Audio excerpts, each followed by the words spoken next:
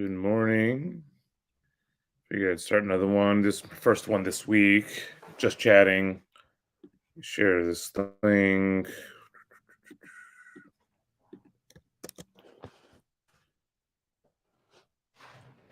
I will be here for 1 hour.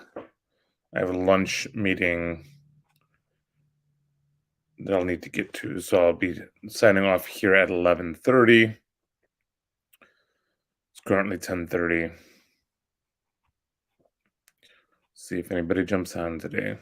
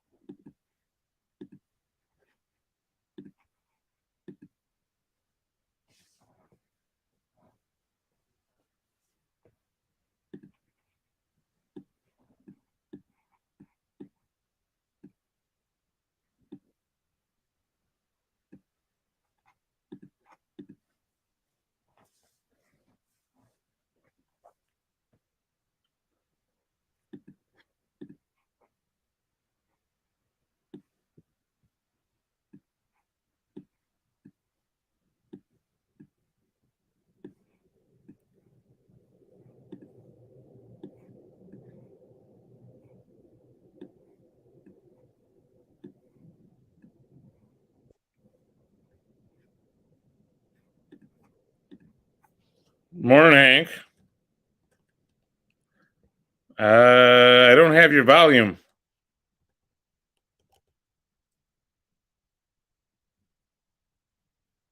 Is it just you and I, Mo? It's just us right now. It looks like somebody else is watching, but just us. I'm just Ah, chatting. you're all sobered up from last night? Yeah, although I am tired. How late did you stay? I left around 11 and then talked with Vic for a bit by the car. So I didn't end up getting home until about midnight. Oh, wake up the kids when you get home? Oh no, no way. You don't have a dog, do you? I don't have a dog. That's a good thing because the dogs would start barking if you got home, and then Yeah, so I didn't have to worry about that. because that's But what yeah, I happened woke when I up got tired. home. Got home at about 11. The dogs are barking, and yeah, all I heard was "Be quiet, shut up." Okay, I get it. Yeah, but it was a good time. Yeah, yeah, yeah. I was glad to meet the two new guys. Although I'm like, let's see, one of them was Philip, Yeah, Phil. and then I don't know the other one. I can't remember his name. Yeah, he was. He came in with who's the younger gentleman? Brad. Yeah, so he came in as Brett's friend. Oh, okay. Yeah. So, That's probably where the Willow connection came from. yep, yep, yep. Probably knew him at Willow. So, Yeah. Yeah, they seem like nice guys. yeah, yeah. So, my wife was reading NBC, CBS, where they're basically blaming the culture for this transgender shooter in Nashville. Mm. Amazing, isn't it? Yeah, I mean, I've become so jaded in that regard. Like, Yeah. it's like, yeah, what else is new? Well, the only thing, as my wife said, if you hate the press, you don't hate them enough. You don't hate them enough. Yeah, I mean, well, I mean, it just bothers me to a certain degree, like the hypocrisy of it, and like we're all about like empathy and sentiment until it's somebody that we have been mean to, and so now we have to find a way to still make it their fault. Correct. Well, they went after the parents, said the parents rejected the child, except you know where the child was living? At the parents' $700,000 home. Oh wow. That sounds like a rejection. The parents said yes, he was in therapy. You would think he's mentally ill. Yeah. And the other thing is that they got him to give him back a gun. They only thought he had one gun. And no, he had more guns. But Yeah. I have a simple idea. If you say you're non-binary, you can't have a gun. Yeah. I understand, but highly doubt that would ever see any progress. Ah, I guess yeah. maybe, I mean, at least at a federal level, maybe you might have some luck on a state by state type thing. Well, the state. Remember, states do it, right? Yeah. Okay. So a state could come in and say part of it is if you can't do your gender, yeah, there you go. CW week. Sounds like you guys were partying hard on my birthday last night too. I'm sorry I forgot your birthday, CW. Happy birthday. Hey, by the way, you missed Paul Vanderklay. He was talking about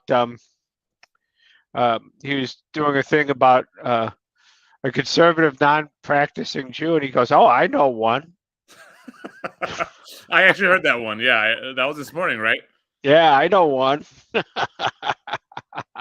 That's funny. I feel like I've skimmed a couple of his videos recently, and each of the ones that I skimmed, Jacob was mentioned. Well, Jacob creates more controversy in this uh, corner, right, than anyone else. Hmm. Because Jacob is very blunt if he thinks you're wrong. Yeah. And, I mean, I appreciate Jacob's bluntness, and I also realize that he's consistently and errantly incorrect on almost everything. Yeah, I feel kind of underappreciated by Jacob because he's only called me a heretic once. Really? Yeah, Well, and that was early on. yeah. Well, I mean, he but like I said, so he certainly he lives he certainly resides in Paul's head quite a bit. Okay. And I'm finding that it doesn't take much to reside in Paul's head. Yeah, You know, I could see Paul was not an athlete yeah, because it's trash a talking shame. comes with the territory. And so Yeah, it's like, you know, you ignore it. I mean, you just ignore it, but they can't help but ignore it. So, mm. anyways, what do you want to talk about, Mo? You're just chatting. So, what do you want to chat about? I don't know. I just come on here and try to pick up on what other people are. Phlebas said he found the release of the video of the police shooting the perp at Nashville. Have you seen that video? Yeah, Uh, yeah. that was, yeah. Apparently, it got out pretty quick. A lot of people I know were sharing it. Well, Um, they were yeah. very YouTube took systematic. it down, but What's that? well, I mean, I think the Nashville police wanted to show after what happened in Uvalde that they were not they're quick on the mark. Yeah. And it certainly showed a complete and utter difference between what happened in Uvalde, where they sat around Hmm. and let more children die, and what happened in Nashville, where most people believe they probably saved a lot of lives by going in there very quickly and very aggressively. Yeah. There was I saw something come through my feed that somebody posted. I don't know if this is verified or true, but it said that one of the little girls that was killed had gotten up and pulled the fire alarm in an attempt to like distract Uh um huh. the shooter. Which, if that's true, that's pretty awesome and heroic of a 9-year old. Yep. Um and so which makes it feel even more tragic. Well, like I said, I think I could understand you being jaded. I mean, it's you know, I put up on my Facebook. We need to listen to people who are mentally ill less, not more. Mm, We need to identify, which we've used to. Oh, this person has mental issues. hmm. I, sorry. If you have a penis, you're a man. Hmm. You could identify as a TC fly, as far as I'm concerned, but you're a man. And for this, Okay. in this specific case, it was a female identifying as a man, right? No, there's a man identifying as a female. I thought it was the opposite. I was reading No. something that their LinkedIn profile had the pronouns he, him, but it Yes. was a female name. Yes. It was a man. Well, let's see. Let me look him up. I feel like this is always so confusing.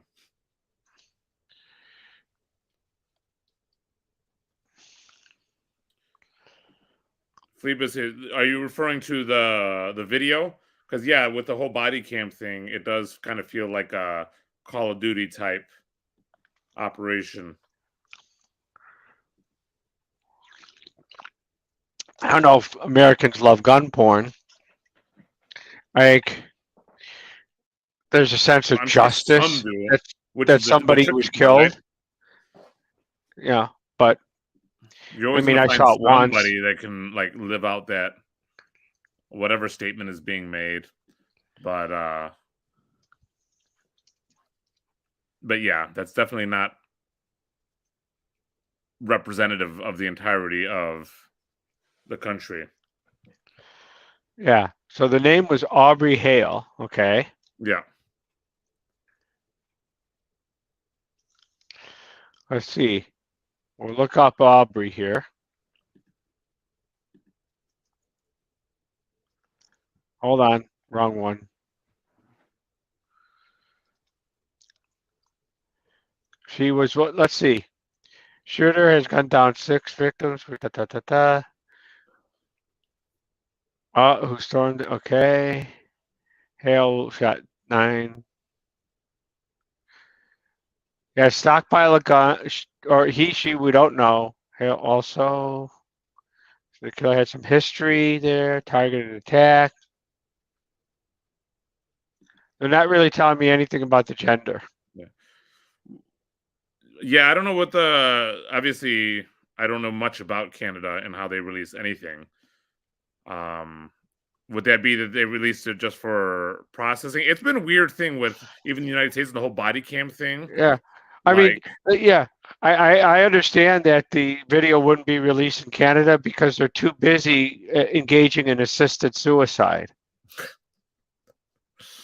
So, well, there's part of me that feels like the only reason these things are released in like here is an attempt to try to mediate media spin, but it never works. I mean, the media is going to spin what they want to spin. well, I think the spin being what the either the police didn't do its job, the police over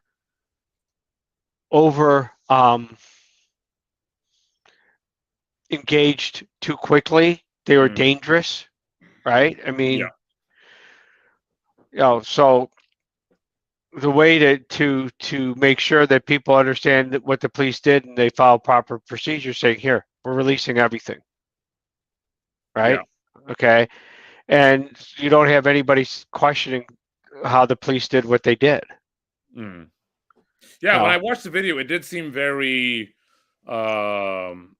in order. Like, one guy comes, he puts the gun up, the next guy, he covers the next guy that goes up a little bit forward, then he points and right. covers um Yeah. so that I thought You that saw, it wasn't just random, like we're running in guns blazing. It was very calculated. and you heard only 2 words the whole time: move and go. Yeah. Move, go, go. So they were going forward, which again is a complete contradiction to what happened in Uvalde. Mm.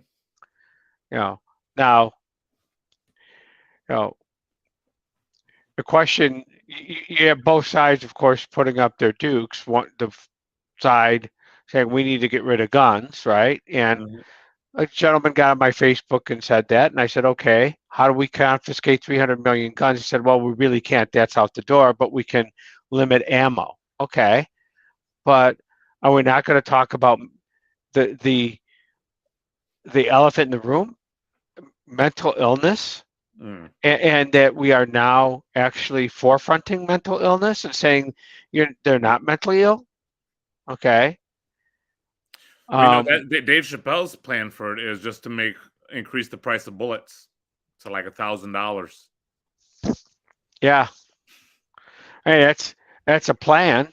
Okay. Um, I would like to see the politicians who pass that see how what happens when they try to go up for reelection in states like Wisconsin, Pennsylvania, and Michigan, which are big hunting states and gun states. Yeah.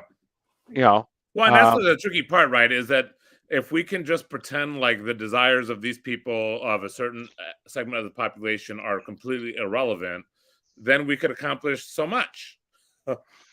As long as that segment of the population whose desires we want to eliminate is not us. right. Well,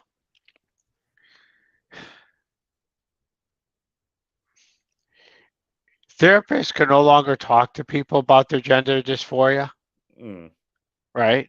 I mean, there's um, so what we're doing is so I was watching Jordan Peterson talking to Chloe Cole, who is a girl now suing a medical practice for mutilating her, right? Okay, when she was autistic, she had gender dysphoria, and hmm she was doing this when she was a young teenager, and now that she's 19, she's saying I should have never made that decision, And of course, one would look at the parents and say, what you're doing. And she said, my parents were told by the doctor that if she doesn't get this radical mastectomy and surgery, she'll kill herself. Mm. And the only way this is going to stop or medical practice do it is suing them. Yeah. Suing them into oblivion, suing them so hard and so long that this nonsense stops. This is the worst kind of greed. They make a ton of money off this, Mm. and they're telling people. I mean, they're in my mind, those doctors are Joseph Mengele. I'm not familiar with that reference. He was the Nazi doctor during World War II in Auschwitz. Hmm. He was a horrible human being, right? Okay. You talk to anyone who's Jewish, they know who Joseph Mengele is. Mm.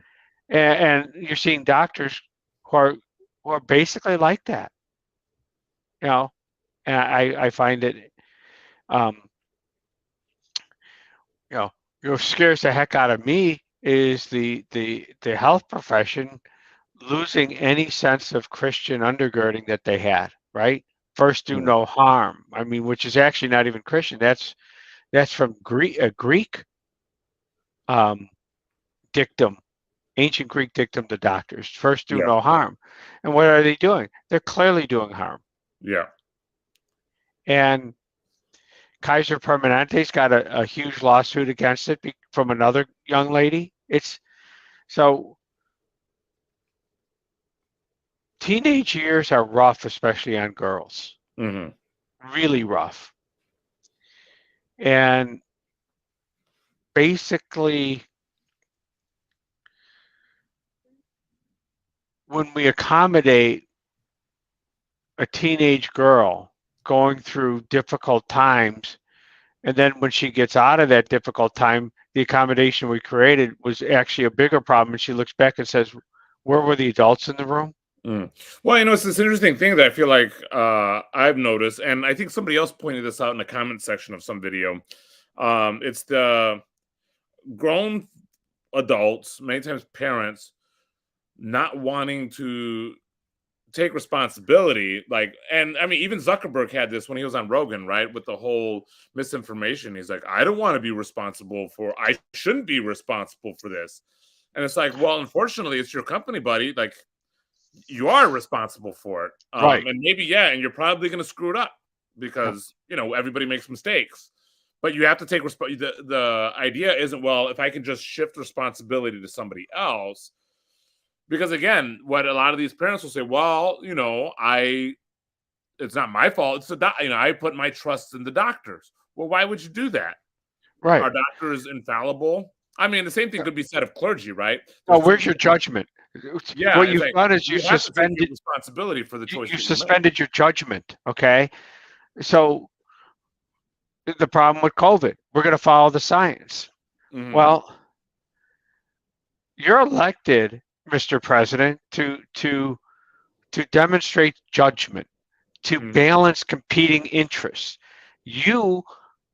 When we say, I'm just going to follow the science, what it really means is I am advocating my position of authority and responsibility and judgment, and I'm giving it to someone who was never put in this position of authority and judgment.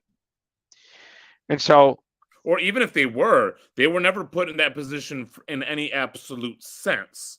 right. And so it's like, even if I say, you know what, I trusted the doctor. Yeah. Maybe I trusted the wrong doctor. But if I find out that I trusted the wrong doctor, I have to take responsibility for what happened. I can't say, well, it wasn't my fault. I trusted Right. the doctor. And that's what you're seeing right now is the memory holding of this. But what we saw was that there was information. What we also saw is that information was actively suppressed by the government. Mm-hmm. Okay. And yeah, it's interesting stuff. Hey, I got to say adios. All right, Hank. And we'll talk to you soon. Sounds good. Bye-bye.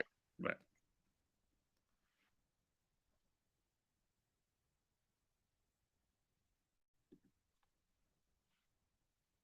I'm not sure what this was in a reference to. Like, I saw, maybe that I saw one of the videos, and there's many. Yeah, I just saw one.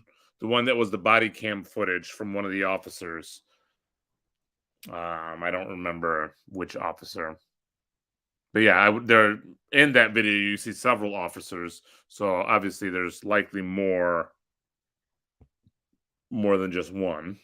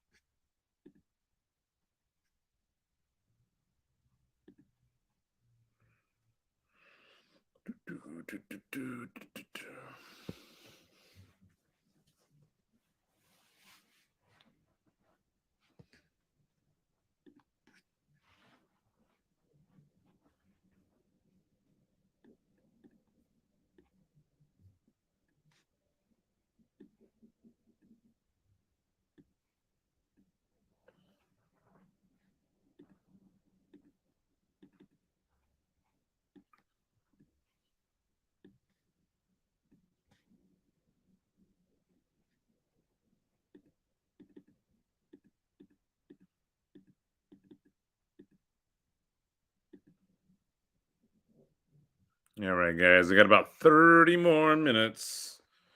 Anyone else wants to chime in, jump in, comment? Clock is ticking.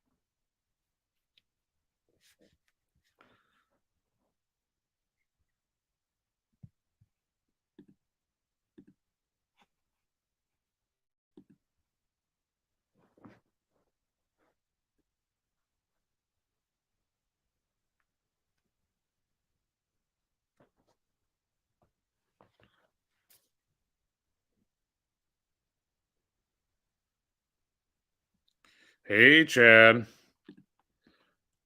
Good morning. How are you?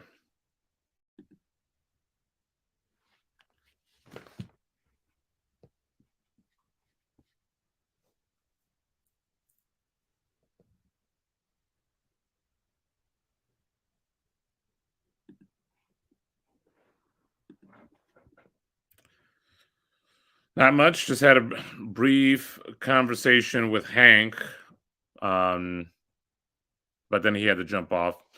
He was wanting to talk about the whole Nashville thing, so we talked briefly about that. But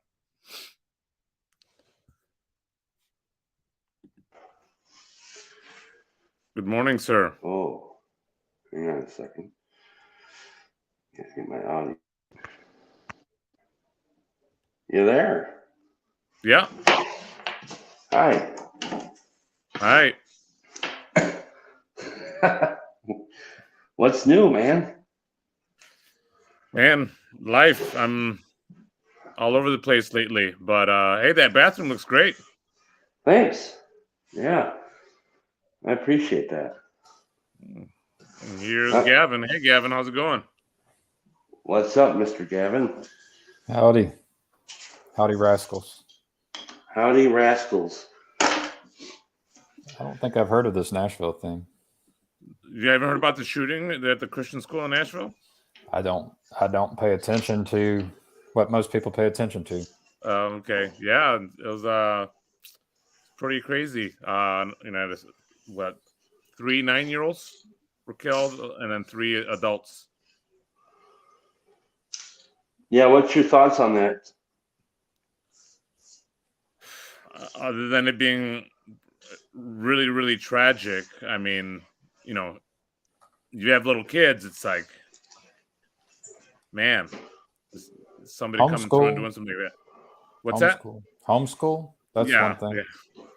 I mean, it's one of those where the likeliness of something that happened in like a city school, like they are kind of like little fortresses. But yeah, I mean, the police response was fast in this one. I mean, they were like they there within like 14 minutes and like entering, and but it's still like, man, it's not. How old was the shooter? 28. She was 20. She was 28. Yeah, You got some disturbed people. yeah, you do.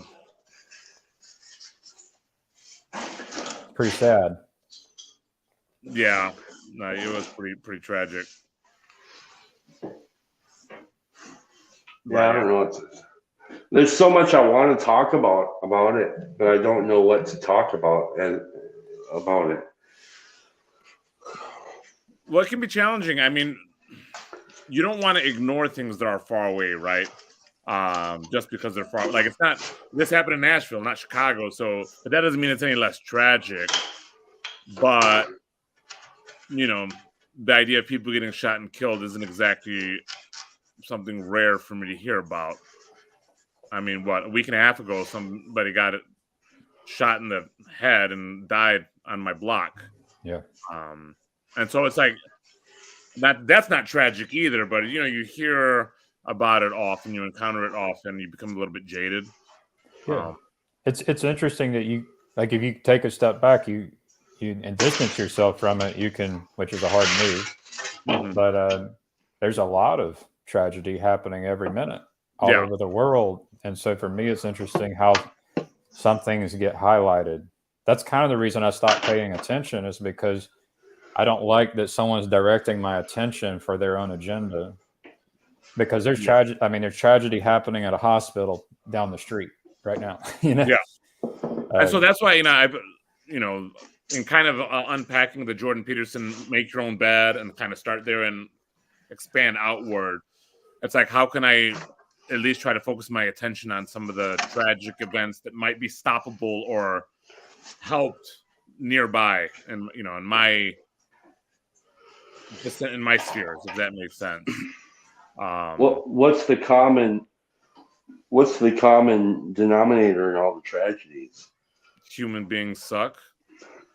Well, it came from, I mean, it comes from somewhere, right? It's a kind of a selfish move in which you're willing to cause harm to others. That's a common denominator, I think. That's a kind of spirit which we could try to make sure that we work on within ourselves, right? Where we're not just being self-interested and being willing to sacrifice others for our own self-interest. Now you're getting at, you bring up the word spirit there. Yeah. Yeah. Mm. And it happens when a doctor is drinking the night before and has an operation to do the next day, and then ends up burning someone who ends up dying from an infection. I mean, there's so many things like this happens when you drive a car when you probably shouldn't be driving a car, you know? Mhm. So that's the spirit. And if you notice, if you really pay attention, I think it's probably there for every person. Every person has to battle that spirit.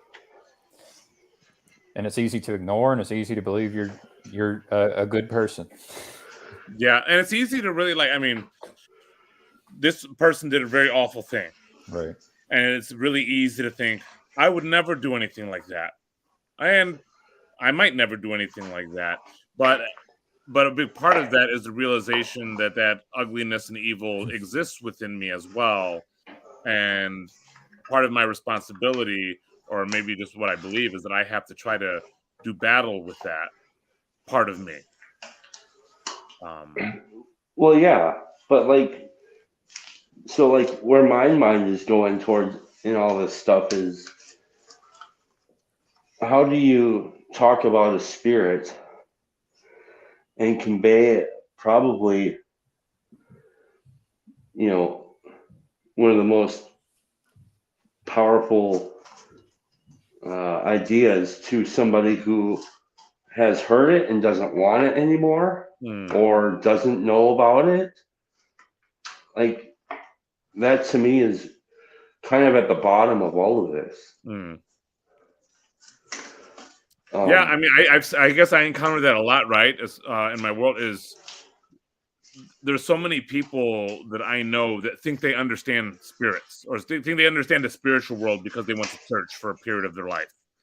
And so if you were to bring up this, there's a spirit there, they'd be like, no, come on, I've been to church, I know that whole world, And then how do you help them see, hey, no, there's something deeper going on here, and you may have had some experience here, but that's not the whole of it. Right. Yeah, this is, I think that there's some vital things that we're disconnected from. And I don't know, I think that has a lot to do with it. The idea of what would possess somebody to do something like that. And then even in that language. Yeah. I mean, have you ever? It's probably not something you want to talk about publicly, but it's like, have you ever been possessed by a spirit of anger? Where you did something you later regretted. No, I'm perfect, dude. Why would I have to do that? I was actually talking with my wife about this, and not just my wife, but a few other people in different conversations, about one of the male burdens to a certain degree, especially with large men.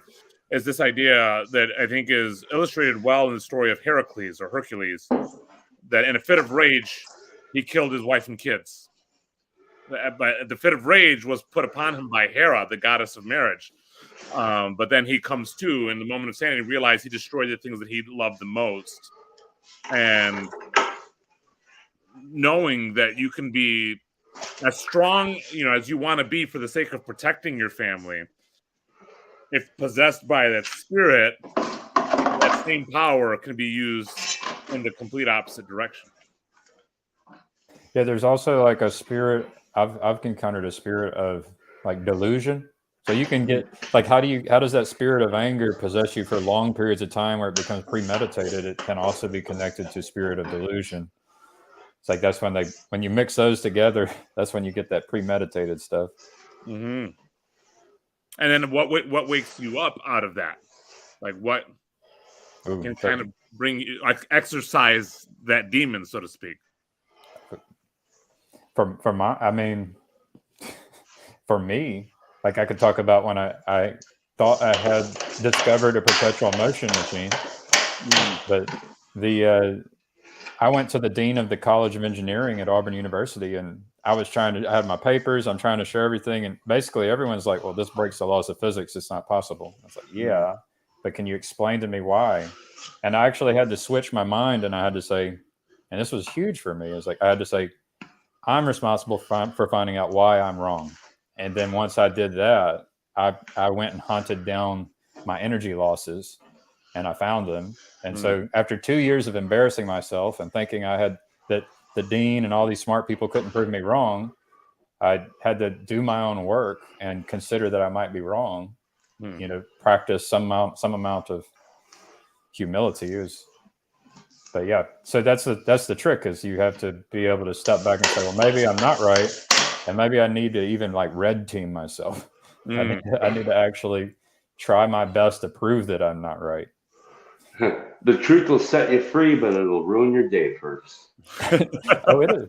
It's humiliating whenever you spent a lot of time and energy into something that's a delusion. It's just a humiliating experience, but it sets you free. Yeah, right. Well, I think that's one of the primary concerns that people who are skeptical about spiritual matters, they're afraid to be duped because they're swimming in a sea of creatures that aim to dupe them, or they've been, that might be the thought they have. It might not be the truth about the situation. But I felt that way. And, and I've come to realize that, well, that was just what I thought. It wasn't necessarily the truth.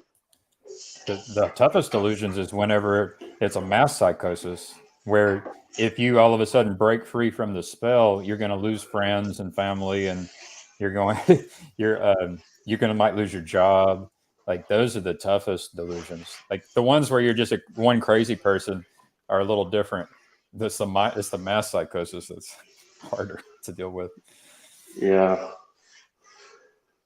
And there's peer pressures, like who are your family, and who, no matter what it is, you're being, you can feel the spirit of the people in the room, right? So at some point you I don't know, when you practice having the courage to disagree with an overwhelming spirit in the room, you can actually say things that make people very angry. I have a bit of experience with that. Yeah. But it's tricky. But I think that going back to always, this is a biblical principle, right? Worry about the plank in your own eye before you're looking at the speck in everybody else's eye. The constant self-examination. Ought I really to be that confident in what I'm doing? Maybe not. Yeah, I mean, the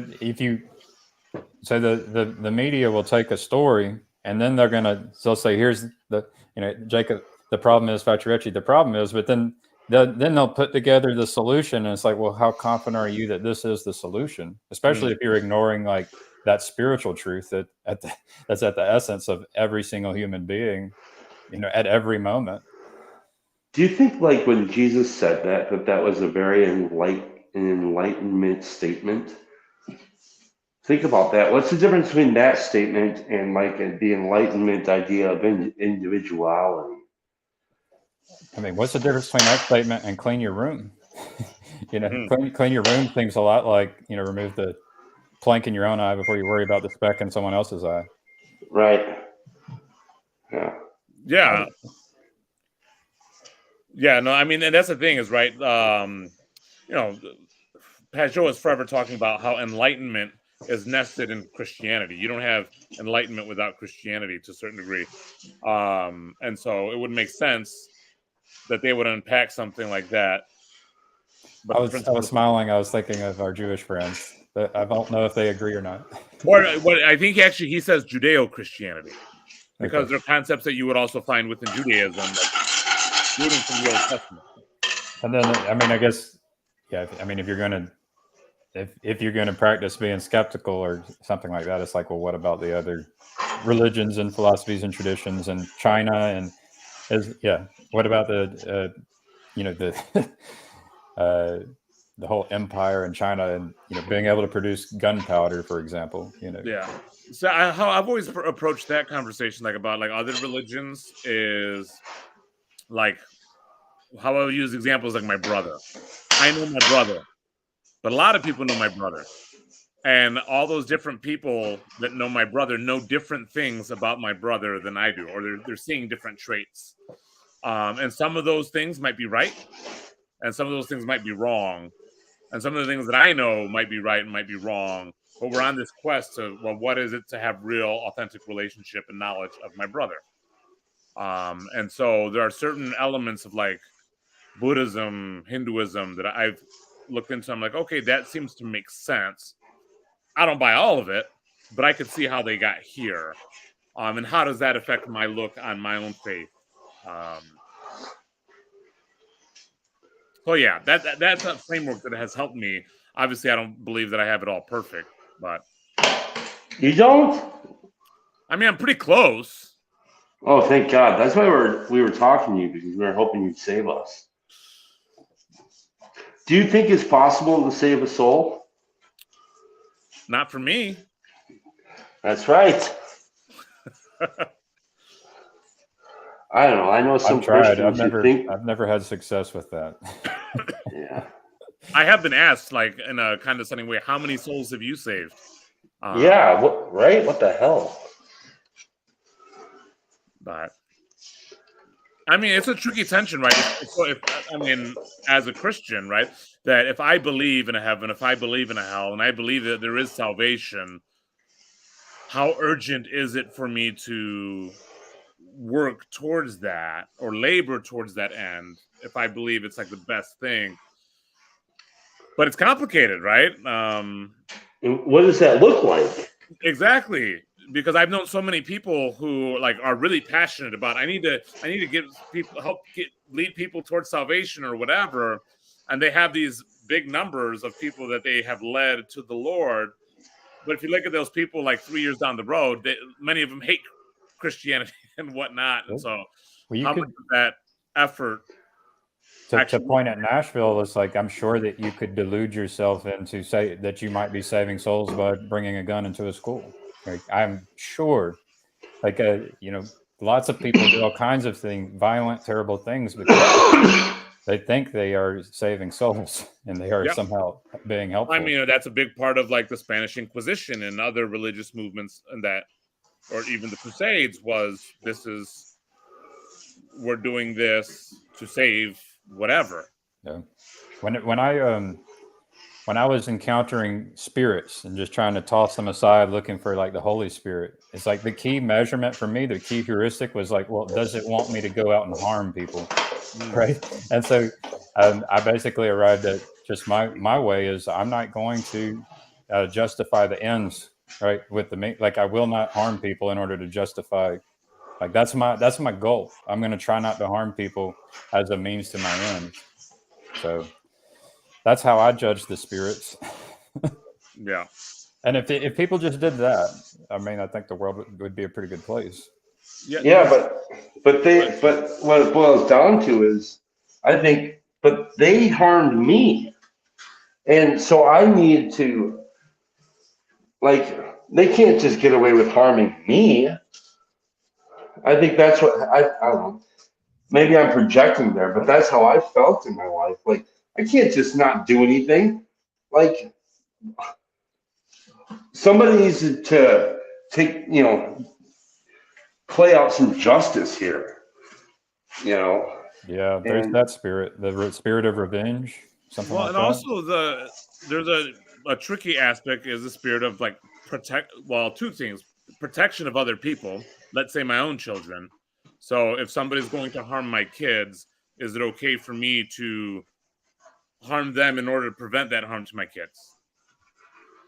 That's difficult. I understand that struggle. Yeah, I'm not providing an answer, but yeah. Yeah, and I'm not either. I'm not saying that it always is okay, because that can be played with.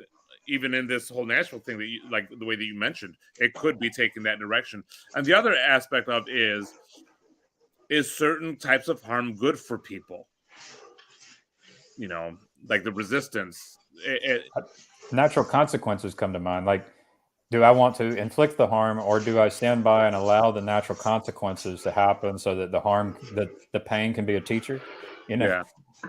With my kids, I definitely try to avoid long-term damage, but at the same time, if they get scraped up, it's not. I'm getting better with allowing my kids to get scraped up. Yeah, or if they get a deep scrape, right? You got to pour alcohol on that scrape so it doesn't get infected. That hurts. Or I just say, hey, if it gets infected, it's going to hurt worse. And then the next day it's all red and it's hurting. Yeah.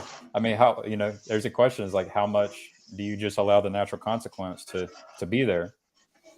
Yeah. So all right, Kevin, are you cool keeping this going? Oh. I got to run. Yeah, I can probably keep it running for a while. All right, sweet. You guys have a great day. Later. Bye, Mo. Yeah, I watched the and now this is something I typically never like to do, which is go watch videos of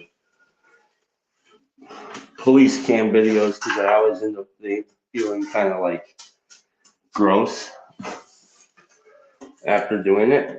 Anyways, I watched the police cam video of them ending the situation in Nashville, and it's heartbreaking, dude. Yeah, it's like, man, somebody had to be put in a position to go and stop this person. And I mean, they were really swift, and I was really impressed with the swiftness and all that stuff, but it's still heartbreaking to watch it. It's like you see a part of humanity that is sad. That has to happen. That he had to do that. Yeah.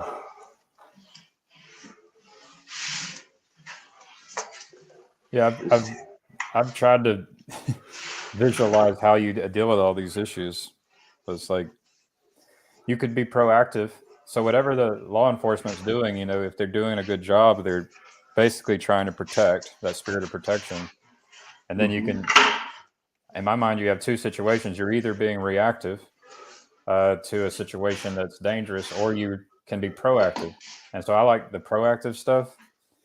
So it's like, could you put a car out on the street as bait and then have a team catch someone who's trying to steal a car, right? That's the kind of proactive thing where maybe you're prepared and you can handle the situation as best as possible. Whereas it's totally different when you come on a situation that's happening and you aren't prepared. Well, I think that gets down to the proactive measures are really kind of cultural. And, people can say, well, you can't blame the culture on this. Yeah, you kind of can, dude. We all kind of, I think, have a hand in it. And some of the proactive measures that you take are, how do we get back on track as a and I know there's never been a time when people were totally, put together, and I don't know.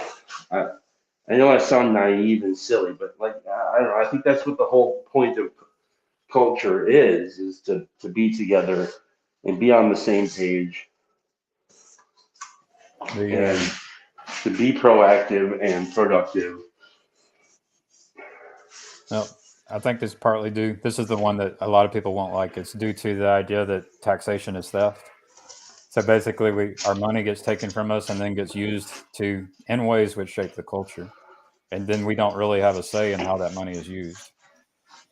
So that kind of system is not conducive for responsible people, shaping the culture. It's actually conducive for, I would say the wrong kinds of people shaping the culture. There's a spirit and within the people who make the decisions, which does not know the Holy Spirit, and is incapable of creating a culture that has the right spirit. Another way to say it. I would trace it all the way back to the way we do our taxes and the way we do government. There seems to be some details on this Nashville thing that mainstream media doesn't want to cover. I haven't paid attention to it. And I want to put a big disclaimer before I say any of this. First and foremost, God's grace, I think, extends to all, no matter anything else. God's grace is extended to each and every individual. Some of this, I don't want to target the trans community with this, because what we have is one person, and I don't want to make that one person represent an entire community. Well, I agree. But it seems like agree. the media is hesitant to cover the fact that this girl was trying to transition to be a man, and that there are reports of a call to arms of sorts within some of this community to pick up arms and go to battle.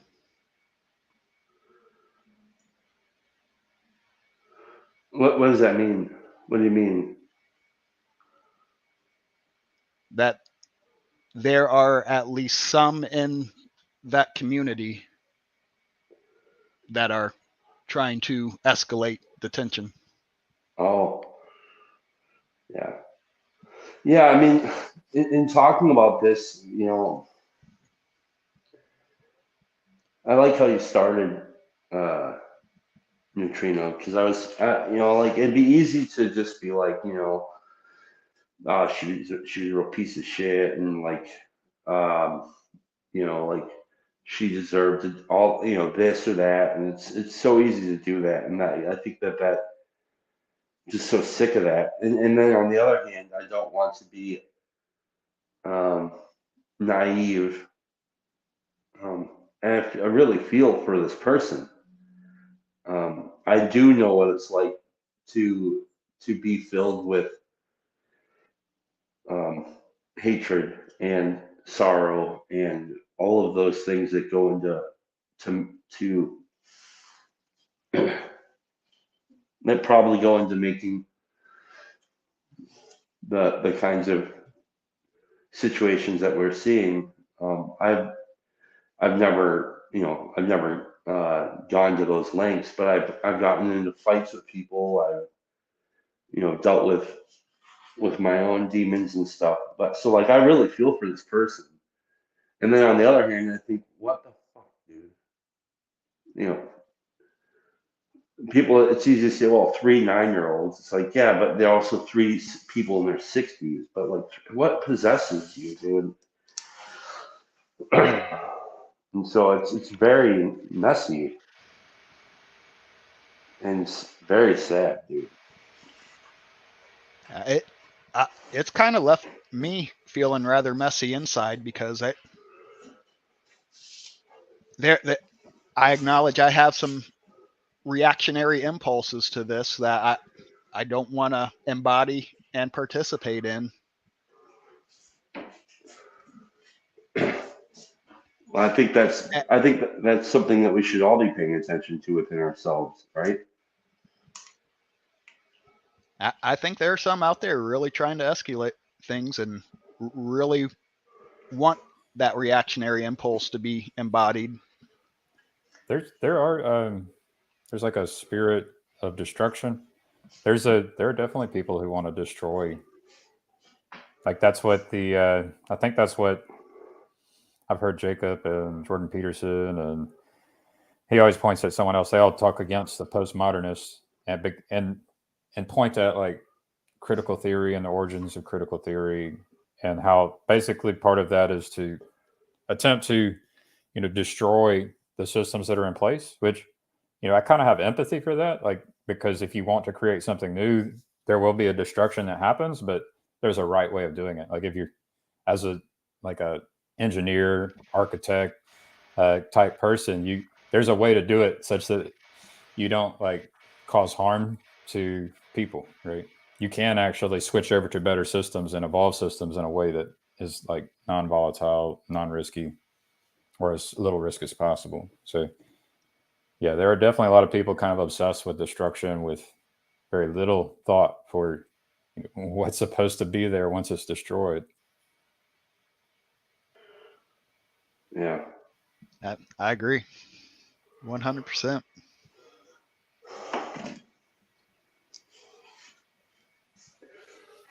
Yeah, I don't really have too much else to say other than the way the media is covering it. And there's some on the left that are kind of talking about, well, that's what you Christians get. And it's like, just trying to fuel that fire, fan the flames. So what should we do? That I don't know. I mean, the thought of we could start a political party. There's all kinds of things that, like, yeah, what do you do about what? Specifically, there's the thing you can do as an individual. Like that spiritual warfare is happening within each of us, but then there's a way of being that we could try to, discover and practice and demonstrate, such that the better way is identified and recognized and integrated, and so that the way that it is now gets replaced by the better way. But that takes a lot of effort. That's like more effort than just self-effort. That sounds like a much better path than just feeding our own demons, reactionary demons.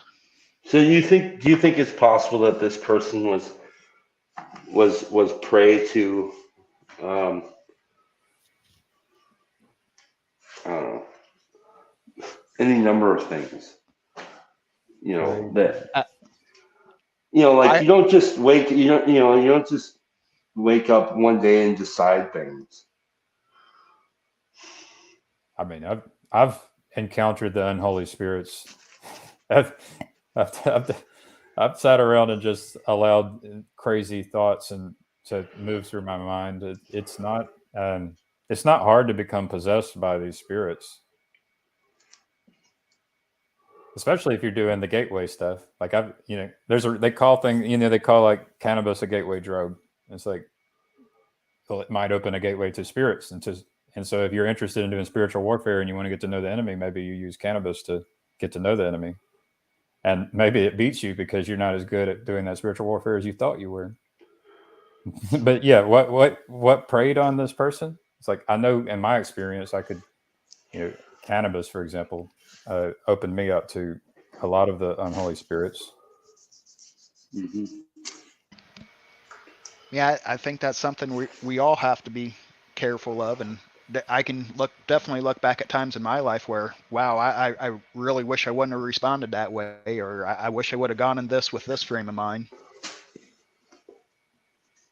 I think parents have a lot to play. I was blessed to have family that loved me and that expressed love.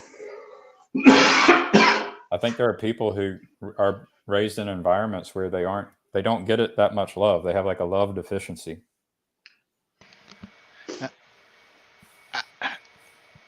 And I don't know anything about this story in Nashville. I'm just saying I've seen that. I've seen people who have love deficiency. When I look at myself, I had a pretty good childhood. I was blessed with some good parents that loved me. They weren't perfect. There's certainly things I can go back and critique, but they loved you though. Yes. Yeah. And to the point where I can never even question that aspect of it. I know they love me. I know they loved me then. That's where I put my faith. It's like, will my children end up doing terrible things in the future? It's like, I pray that if I love my children, they won't, that they will know this power of love and they will want to express it, So, but yeah, I kind of have faith in love. That's how I explain it. I tend to explain it. And the question would be, do the people who cause lots of harm to others, did they have a deficiency in the love that they was impressed upon them by those in their environment, right? From what I've been able to gather, it does seem like they were at least captured in some ways by certain idea Andrew. politics. Let's go. Hey, Andrew. Who are these fine gentlemen? What up? Life, how's the Talon? Good. It's good. Well, as far as the things I've heard, this person was living with their parents. She's 28 years old. I don't know how accurate that is, but it doesn't sound to me like, so then it's like, well, what is love? Like, Baby, don't hurt me. right. Yeah, I mean, yeah. Yeah, there's Anyway. one more thing to toss in there is I recall you can do like a Google search, or I could, but it's there's someone who had a tumor in his brain and he went and like did terrible things to his children and wife, and he told them, he said, you need to check out, something's wrong with my brain, and they found a tumor in his brain. So there's all kinds of explanations for how these things happen. It's not always just like they lacked love. Sometimes you end up with a tumor that presses upon some part of your brain that, yeah, what is that like? And when you read the Bible and you say like Pharaoh's heart was hardened, did God throw a tumor in Pharaoh's brain? It's like, man, sometimes there's things outside of our control that really shape our life. Absolutely. What do you think, Andrew? I'm kind of curious what a younger, more in tune to some of what's going on that level would say about it. I mean, a lot of thinking is external. It's done through conversations and whatnot. And isolation really isn't good for you, so you end up on the internet, which is why I'm talking with 3 guys on a screen here. But I don't know, there's different corners of the internet.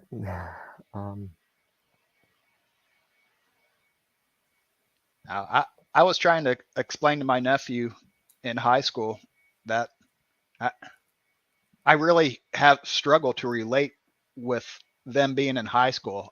On one hand, I did go to high school. I'm sure there are lots of things that I experienced in my high school experience that people in high school still experience today. But on the other hand, I had no idea the political views of my friends in high school because nobody really talked about it. Nobody really cared about that, which seems completely different than the way it is today.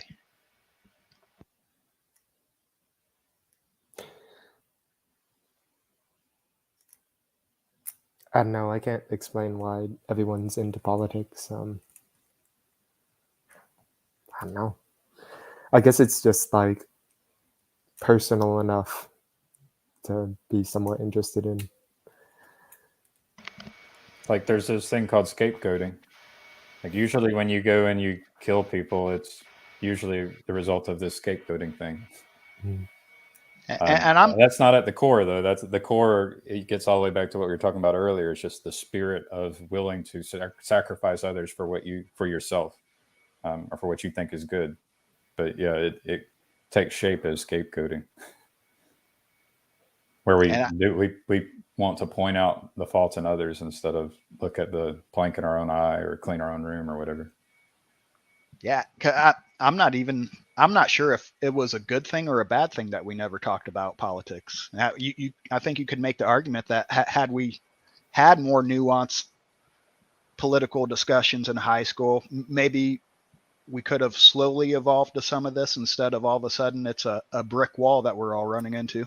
Hey, Hezzy. Hey, guys. How's it been? Thank God. Coming back from a long day. Hedzi, you remind me of a pastor. Of a pastor? Yeah, like you It's the could have a button-up flock shirt. of sheep, and you would try to keep them safe and help them.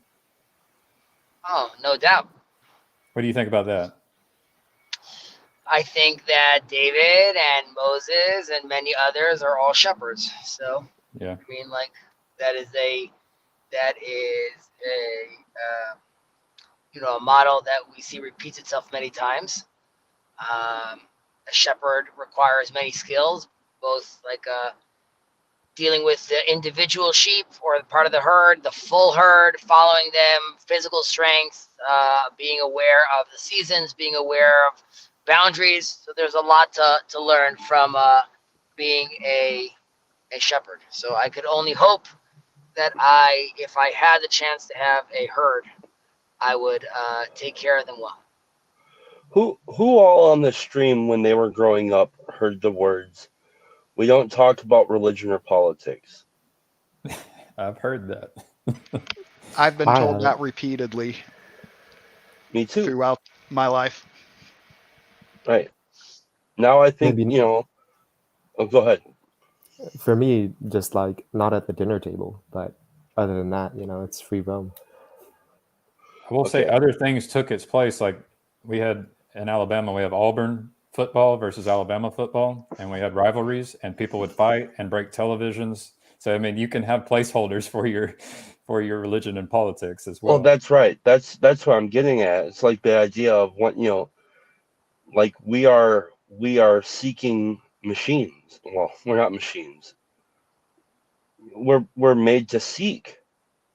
And I think when a culture is repeatedly told over and over and over and over and over and over and over that, something like, we don't talk politics or religion, more so probably religion. And you have the foundations of the culture become invisible, or to some non-existent. Something's gonna rush in, and of course, and we've heard this argument a million times in this corner. Like you get something like your religious structures, and you throw them out, something will rush in, and of course, like one of the major what's up, Bruce? One of the major things that where our attention is grabbed by these days is like the internet, and what sells the internet? Politics and sex. And so like that's your God, and like when you seek that God, the God of the phone or whatever, or the internet, more than you do your actual God, what do you think is going to happen? Yeah. If you're like me, I guarantee you, I have no problems being honest in this way. I spend more time on my phone every day by far than I do seeking God. It's just a fact, because it's like this simple, easy lie to embody. You don't think that the things are going to fall apart? I'm one of many. Yeah, your phone has these feeds, and you're feeding on it. I think the Chad, other thing. Oh, go ahead, Kez. Go ahead, Bruce. Go ahead, Bruce. Oh, I was to say the other thing is it's not merely that people are talking about politics more than ever. I think it's more things have become political. Like the framing has been put around all aspects of life in a political light. And so, whereas before there may have been a bit more nuance around what was considered a political topic and what was in the political framing, and now you've seen the framing of what is political expand out to almost every aspect of social life. So you'll see, for like the comment as to why are children in high school or middle school engaging in the political sphere? Well, I think it's because they've been grafted into the sphere with the frame change. And so even just what they choose to eat becomes political, or what they choose to engage in is a political sphere. And so the internet sort of as it permeates society and more people get online younger, what they find is their tribe or their interests are politicized. And so now it just by default becomes a political frame for them. Now, I don't think that's correct, the framing. But I just think that's why it's become so popular to get into the political conversation, because almost everything is some identity political narrative, no matter what it is, you know. I would agree with Bruce with that regard. I'd also just mention on the first thing you asked about not talking about politics and religion. So I guess I'm the odd man out because our definitely our Shabbat meals are always around like the religious, specifically about like the weekly portion, and then we see how the weekly portion relates to what's going on the day to day. And then there's in Israel specifically, there's always a political brouhaha happening. So I don't think I've ever avoided a conversation like that. And definitely at now as an adult at my Shabbat table, and anytime someone new comes to the table, like a guest that we've never had before, I make it very clear that almost any topic can be discussed at the table. Just if you disagree, the understanding is that you're going to have to steel man the person's position and then say whatever you want. But like the idea is to have a robust conversation, a nuanced conversation. So that's just on that end. But with regards to what Bruce said, I definitely think that like the framing has changed, and it's another example of how we are ill-equipped to deal with social media or its changes, because the fact that everyone has a phone in their hand and the political sphere today, like Bruce said, really permeates everything, and it's with you all the time. So it's very, very hard to avoid that framing. And then and it's one of the only things that's still sort of, you could be a very popular YouTuber or a very successful person. The one thing that still gets in your way many times is policy, and that is being dictated on the political level. So that is it seemingly that's like the last game in town where you could still make significant power grabs. And again, with social media, that's exacerbated. I knew you were going to say that. I knew that you would be the one in the group, Shezzy, that would actually not be told we don't talk religion or politics. I just had this feeling because you're in a culture that is deeply wound up with both of them. He also taught us how to, at our own dinner table, to do it properly as a shepherd, if we want to learn from a shepherd. That's a nice defense against the dark arts there. Yeah. It's funny. Yeah, sorry, go ahead. I think that's something here in the U.S. we really struggle with, is how to disagree properly. There's an absolutism that seems to be spreading all over the place, where if I can find one thing that I disagree with you on, that makes you a bad person, and there's nothing to talk about, which is horrible. It's even worse than that. I would say I'm proud to be an agnostic. Like, there's many people when they say if you sit on the fence, you're evil. You can't sit on the fence. Like that's actually what I've experienced. So would we say would it be fair to say that we are all caught in holy wars of some sort, and that we're all social justice warriors of our own camp, even though some of us would hate to use that language? Yes, I would say that. I think there's a lot of truth in that. The term social justice to me is like an indicator of again, it's a good sign overall. It sort of matters how far you zoom out and how your perspective, because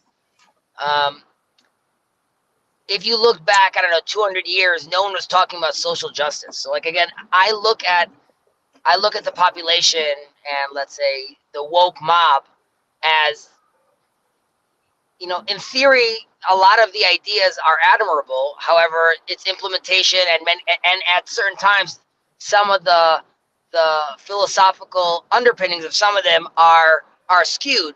However, I think ultimately it's for a good cause. So that doesn't mean we need to bow our heads to the woke ideology. It doesn't mean that it doesn't need to be fought or reoriented. But the fact that there's a massive crowd of people that is trying, and again, they're doing a poor job at this, but trying to be fighting towards justice, that is a win for society. So again, if you zoom out, I look at it as being like a win. if we zoom in, we clearly are still dealing with a lot of these birthing pains. Well, I think, But yeah. I think this discussion's social justice may be somewhat new as a term, but the strive for justice, the discussion of justice generally, that's very old. And so again, I think the frame changed a bit. You can blame it on, postmodern Marxism or some other position like that, where everything is boiled down to this social fabric and power dynamic struggle. So it's the haves, nots, proletariat, bourgeoisie, if you want to look at origins, but but the could you struggle blame for justice that? is there. Could you blame that, or I think you'd have to blame it back on those that are selling the idea and the things that are in the palm of our hands, because you can't really blame. I mean, it'd be easy to place some blame on them, but then it's like, who's getting the clicks and what are the clicks equal? And I think that has a lot to do with it. Because in the culture that you live, what are some of the cultural tragedies that fall upon you guys, and where do you think that comes from? I know you guys just had a shooting over at a place of worship not too long ago, but is that a common thing, or do you have what kind of things like that in your culture do you have, and what do you think is at the stem of that? what's at the stem of that? Well, that is a complicated question. Let me just take a step back for a second. About again, in Israel, it's a little more specific because sort of the common denominator between everyone is that they're mostly Jewish, and it's much easier to use terminology like we have to stop fighting because we're brothers. I don't know how much weight that carries, like in the state. If you say that, if Biden says like we have to stop this, we're brothers.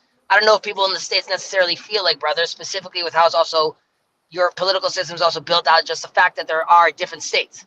So in Israel, you have right and you have left, but the attitude is that like 1 or 2 generations back, it's basically all the same. So that is sort of the common denominator that constantly keeps on keeping people together, which allows for a very unified culture, relatively speaking. However, the kind of and I would also say like you just mentioned the shooting. It depends what kind of political issues you're talking about. Security issues in Israel almost always unify people, because if it's coming from an exterior or interior threat, but whether it be Palestinians or outside terror, it goes back to a line that secular Jews would say to Orthodox Jews, which is, Hitler didn't care whether I had a skull cap on my head or not, right? He had his lists of who's Jewish. So everyone in anyone that is good enough for Hitler is good enough for this club, basically, of being brothers together. So that is constantly unifying people, and add on to that the history, blah blah blah. As far as like what's stemming us, like what are the cause of issues, like in Israel, there are religious tensions with how to identify, what Jewish means and how that relates to policy, and it also relates to how if we're going to create a large tub to act as a home for all these Jews, how do these Jews see their lives being practiced? Like they're all, law-abiding citizens, but if some of them are going to say that our value is to be studying religious texts most of our life because we believe that is what kept us alive up until now, and that's what's going to keep us alive in years to come. And then you have other people that are saying, okay, but we are, there is we're all in the army, and you guys are not doing your part. And then we're paying. None of you guys are working because you're studying all day. So your wives are working in a low-paying job, and that means the benefits, all the taxes that the high-tech industry is producing, is not being split evenly because not everyone's working the same. However, there's still that tension, which is we still value the fact that you're learning. We just need to find a balance of like, what does that mean that like we're going to work more and there's a part of the population that's going to work less because we value the fact that they are learning ancient texts. So again, religion is very, very mixed into a lot of these decisions in Israel. I don't know if that answered your question or made it more complicated.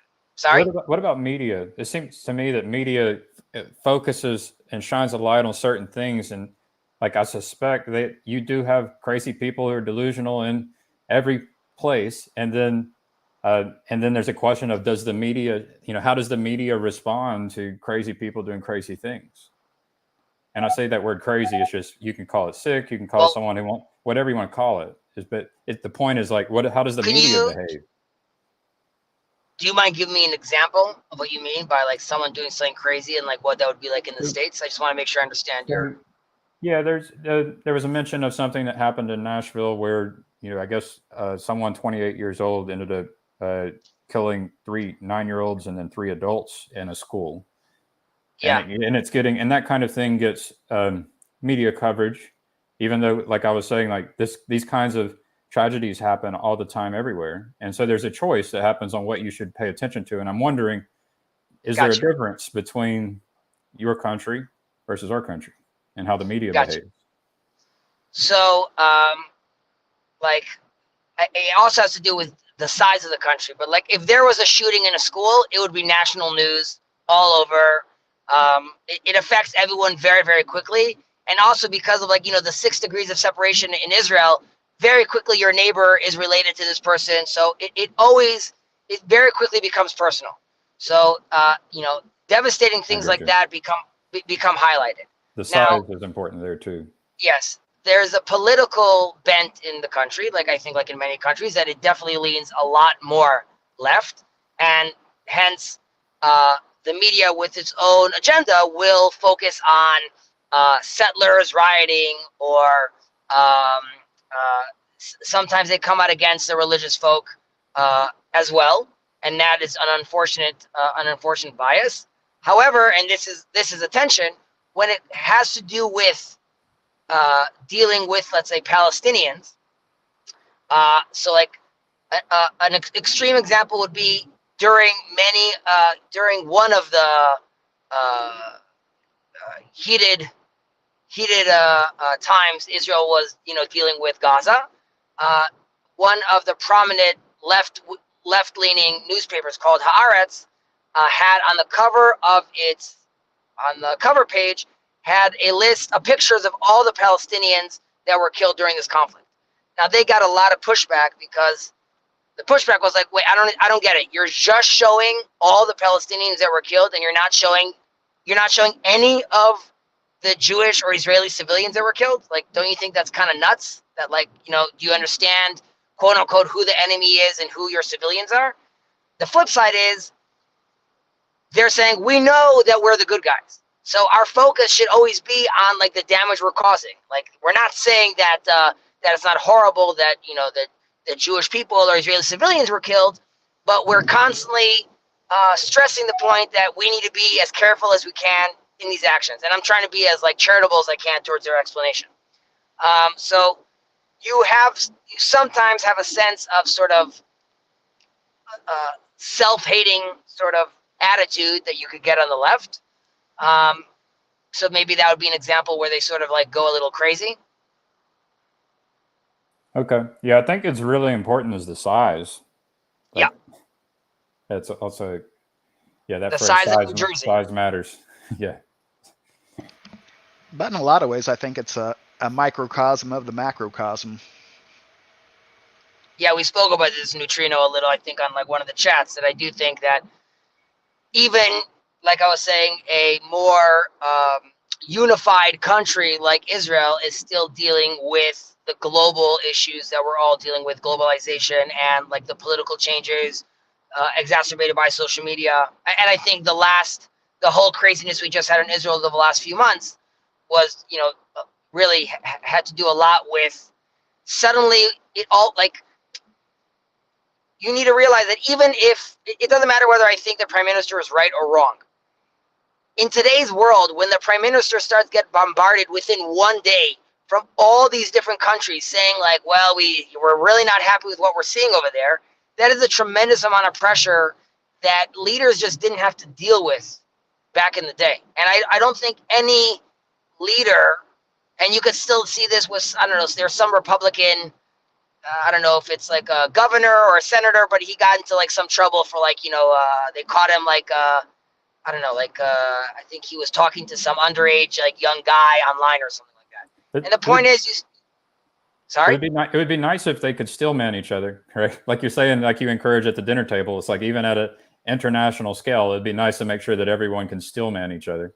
It would be nice. You would think that would be like the very least where like, let's say Bibi would be like, Joe Biden, you and I have conversations about maybe nuking Iran. Do you think maybe you could just give me a call beforehand and ask me like what you're seeing before you send out like a press release saying like you really hope democracy is going to remain in Israel? Like, okay, is anyone that was pro the prime minister thinks like they don't want democracy? But either way, I don't think you still have. I think you have a whole population that thinks like, oh, I'll tweet this or I'll say this and then I'll deal with the repercussions. And the repercussions in today's day and age are, if you say something off color, you literally might be fired, or you might be, you might have millions of people immediately outside, like social media ripping you and then texting your son and doxing your son.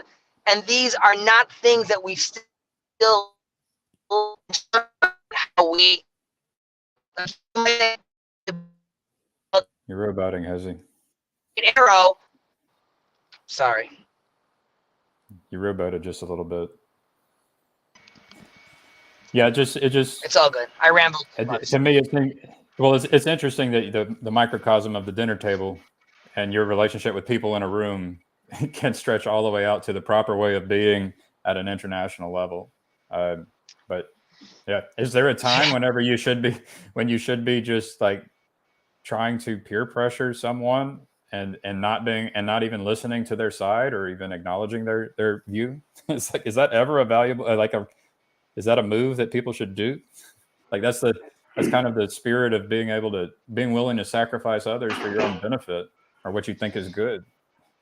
Sometimes I wonder how much of that is actual care for the topics, or is it like more about attention seeking and like the idea of being right equal something to like attention seeking, like when those people posted that newspaper you were talking about, Fezzi. Yeah. Uh-huh. Like, was that a real, genuine, heartfelt move, or was that attention seeking? Virtue signaling. Right, and not even for the sake of virtue, because like that in itself too is another layer of cover. It's like, and how much of that are we telling ourselves?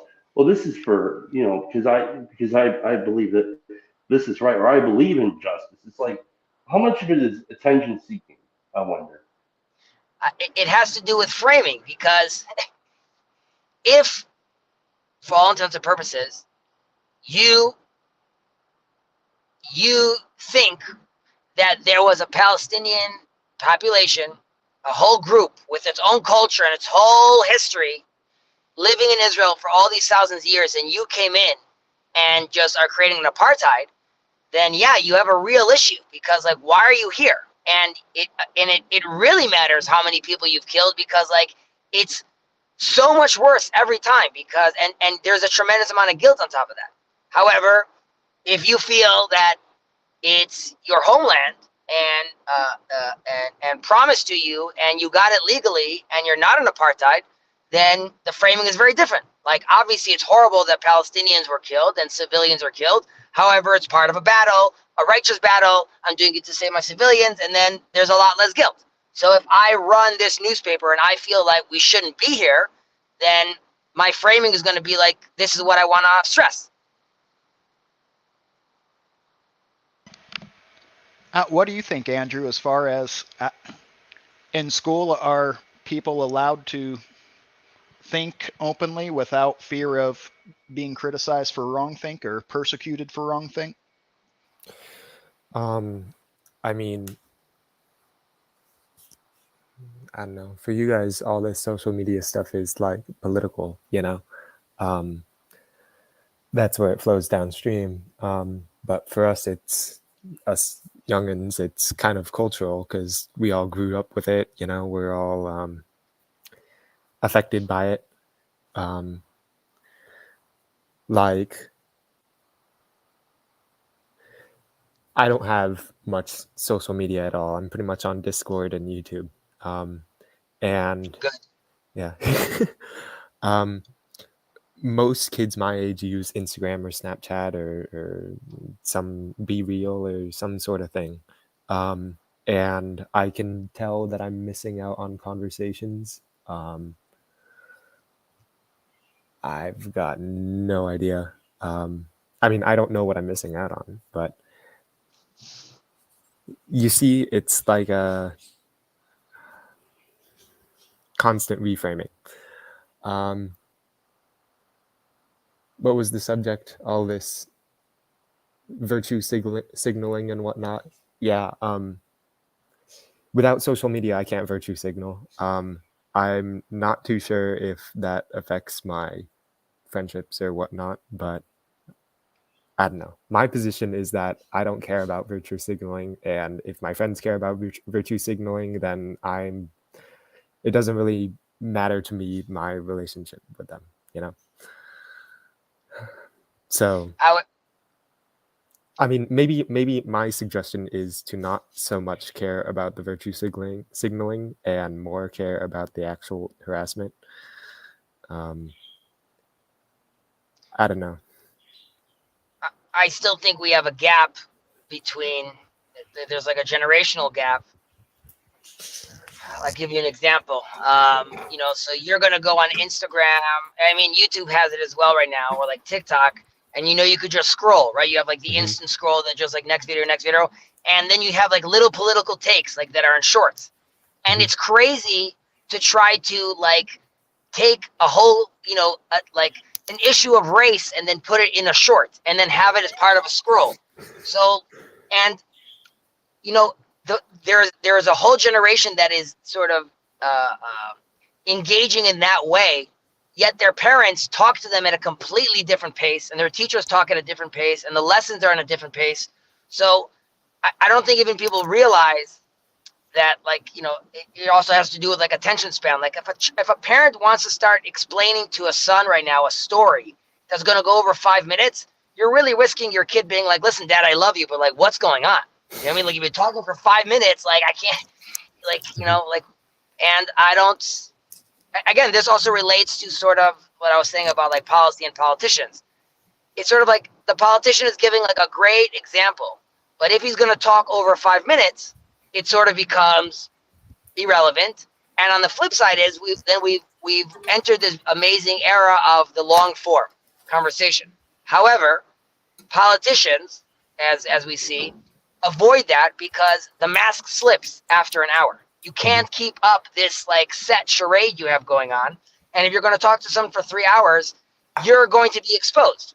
And I think we see that no one really wants to be exposed because they don't know how to explain long form. They know how to do like what they know how to do. So we're really stuck with like these two extremes again. I think it's interesting that you called them a scroll. I don't know. That's just It's like words. You're like, oh, sorry. Yeah, I didn't mean like parchment. I just meant like the act of like scrolling in your phone. Yep, you just keep going and going and going. No, Well, I it's understand. How the internet used to be.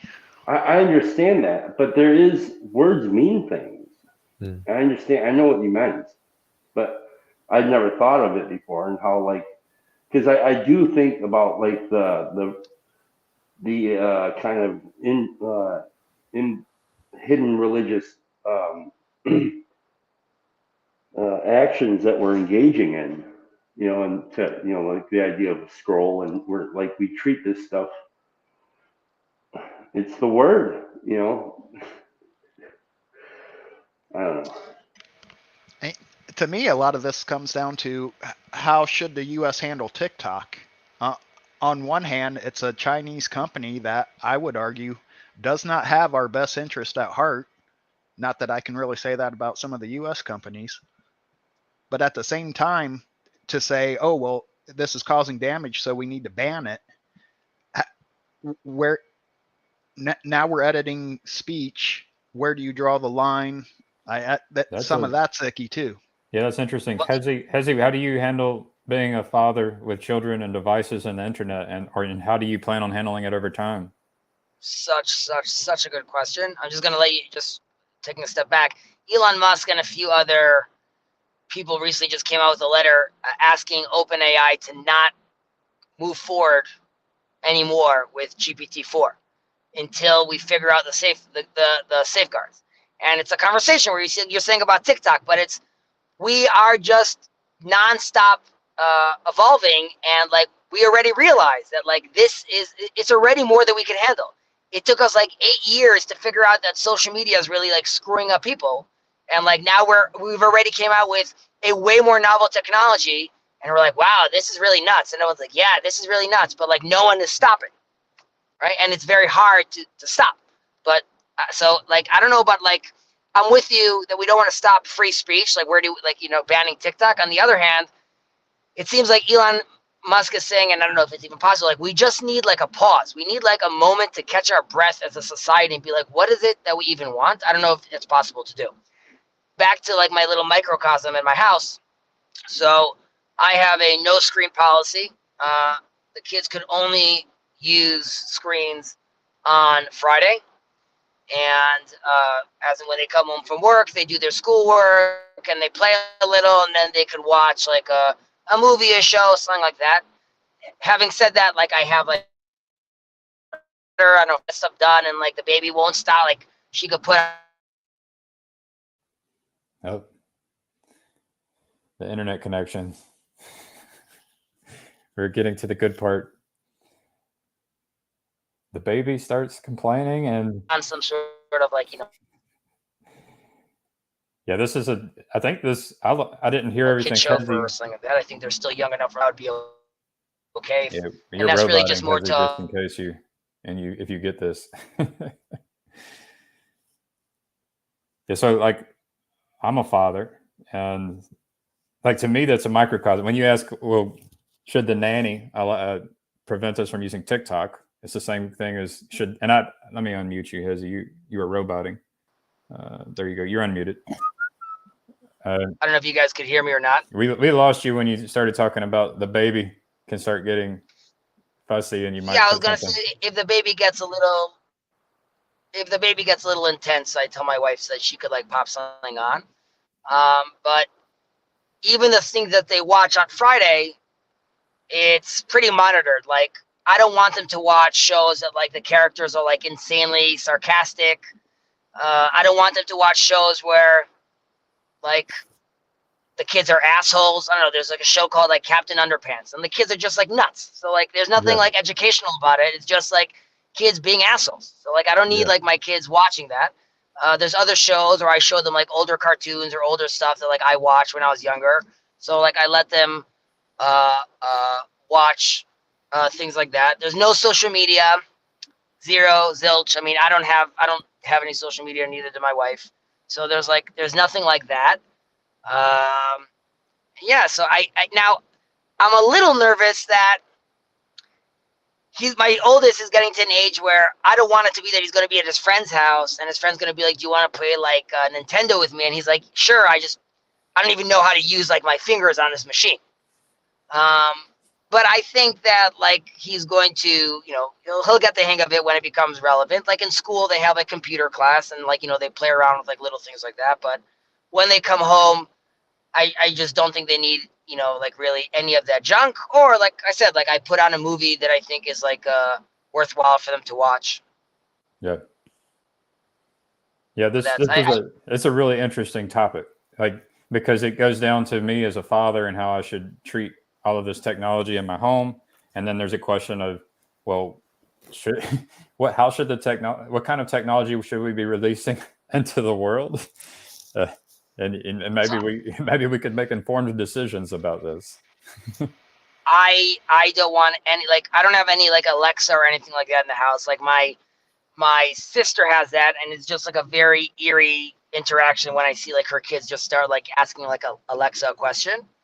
My sons are aware, like my two older sons are aware that like I have a supercomputer in my hand, and they're aware of it. Like they know to be like, well, you know, check on Google. They're like aware of that, and that's fine. Literally, Like a I don't mind like supercomputer. whipping it out if there's something like, yeah, I call it that, and they know it's called that, and they also know that society, like my oldest son knows society is trying to get that into our head. Like he's aware that that's like where we're going. I might lose you guys because I'm going into a tunnel. Well, you're teaching them to be that you are cautious, and we need to be cautious. That in itself seems important. Hey, Grim Grizz. Hello, Grim. Yeah, I teach them to be. I'm teaching them to be cautious about it. I teach them that it's like it's an amazing novel thing. I constantly try to frame it within like this is another tool that God, you know, gifted us with our capacity to understand things and do things, to build a tool like this, which allows us to do so much good in the world. You know, so there's like a religious framing around like, you know, why would a novel like technology like this even exist? However, my son is aware of like cloning, CRISPR, those kind of things. The question is, and I don't have the answers to this, which is, I don't know what world he's going to be in 5 years from now. I don't know what the technology is going to offer, and I don't know like what his school is going to integrate. So it's very difficult to sort of move forward, and I just hope I'm not being a hindrance on him. Well, love them. I put a lot of my faith in love. What do you have to say, Grim Grizz? Well, I was out there just watching, and to Hezi, I'd ask, do you tell your kids to watch like the things they're denied, to watch what it does to their friends? Like the use that they're denied? Because it seemed like, why can't I do what everyone else is doing would be a problem for a father. So I definitely have that question. And at this age, the answer is, well, first of all, I do give an explanation, right? I tell them, like, that's not how we are going to speak. Look how these people are talking to each other. That's not how we talk. That's not how God wants us to be acting or talking. But it's very much, you know, you guys are extension of me. You must be in that tunnel. Meanwhile, I wanted to ask Andrew if weaponized normalization was a concept that had entered his lexicon, or whatever concepts enter. Sounds cool. I mean, it has now, so. Because like I was thinking the way the Instagram or the Snapchat groups is like, those are little hive minds, and like people that like he was saying he doesn't know what they talk about, right? Somebody could be activate cells of people that use like specific social networks to behave in a certain way, and you know, okay, that comes with interior beast. You were no. I popped him out. That way he knows he's gone at least, right? Well, I can pop him back in once his screen starts moving. I don't have any kids, but it seems, if I can put myself in a parenting perspective, how am I supposed to navigate this landscape? It's so much so fast, and most parents don't really have time to be fully in tune what's going on the internet. Seems like an unfair ask in a lot of ways. Talk to me.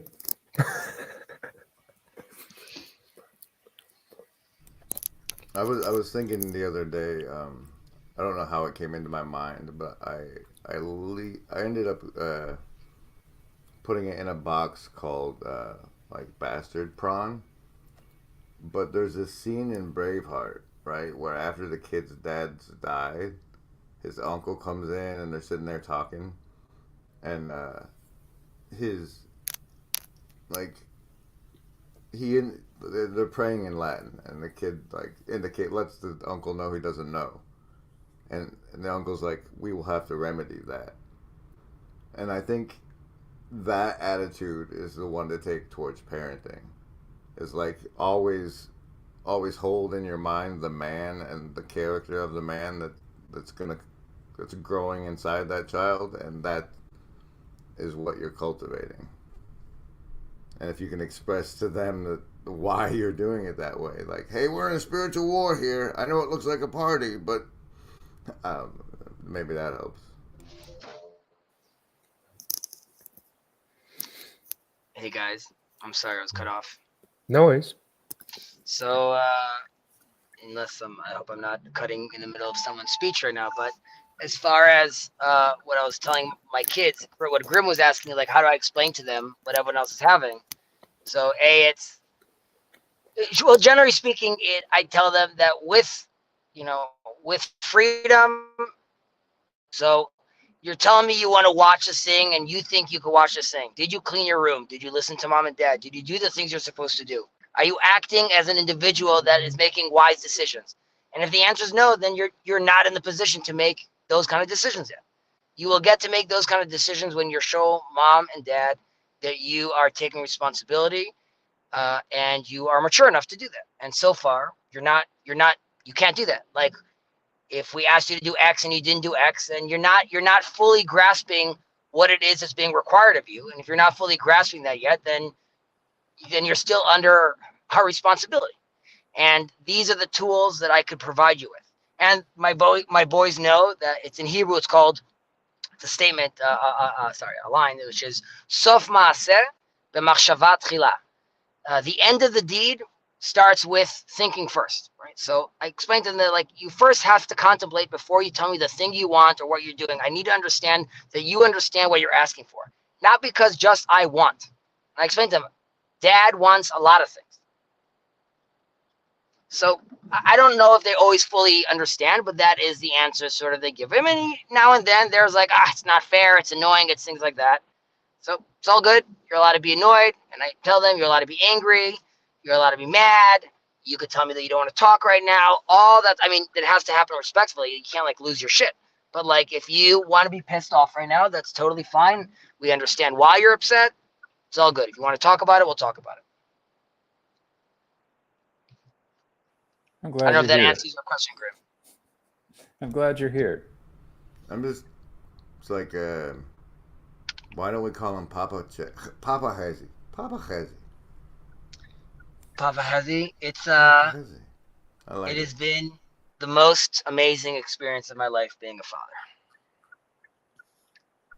Best I've Hands had down. being on YouTube. See you guys. Just almost. But I am a strict father. I want to be. I don't want to say extreme, but, like, it's like you're gonna get 100% cuddles and you're gonna get 100%, like, reprimanded. Like, so it's I guess, like, that's my attitude, and I hope, like, that allows them to have, like, a balance where they know that the father that's reprimanding them and being very intense with them, at the same time, like, well, you want me to cuddle with you in bed? Do you want me to walk with you to school? Do you need, like, it's all there. You have me, like, 110%, but it comes with, like, if you want the dad that cuddles and is going to sit with you now for an hour and, like, build the whole Lego set and do the sound effects and do the stuff, that comes with responsibility. Like, that person that you love, like, also doesn't accept you talking that way to mom. Like, it's never going to happen. Right. Yeah, I guess as a father, I want to limit the content. It's like I want to, at some point they will have access to social media, and so it's you want to make sure that they're ready for it when it happens, that they're prepared as much as possible, and you don't want them to just get blown away with the internet and all of a sudden, like, pornography or something like that. So there's like, I think there's probably the right time to talk about those kinds of things, and I mean, so challenging. So, no, like, no one. I mean, I would like to wait until he's at it. Like, I would like to wait. I would like to wait, like, another 3 to 4 years until he gets, like, a cellular device, like, with, like, internet. That's what I'm hoping I could push for. I have to see feasible. Like right now, like, in the morning he takes a bus to school, he takes a bus back. There's no phone, and my attitude is just like, I didn't have a phone and I dealt with it.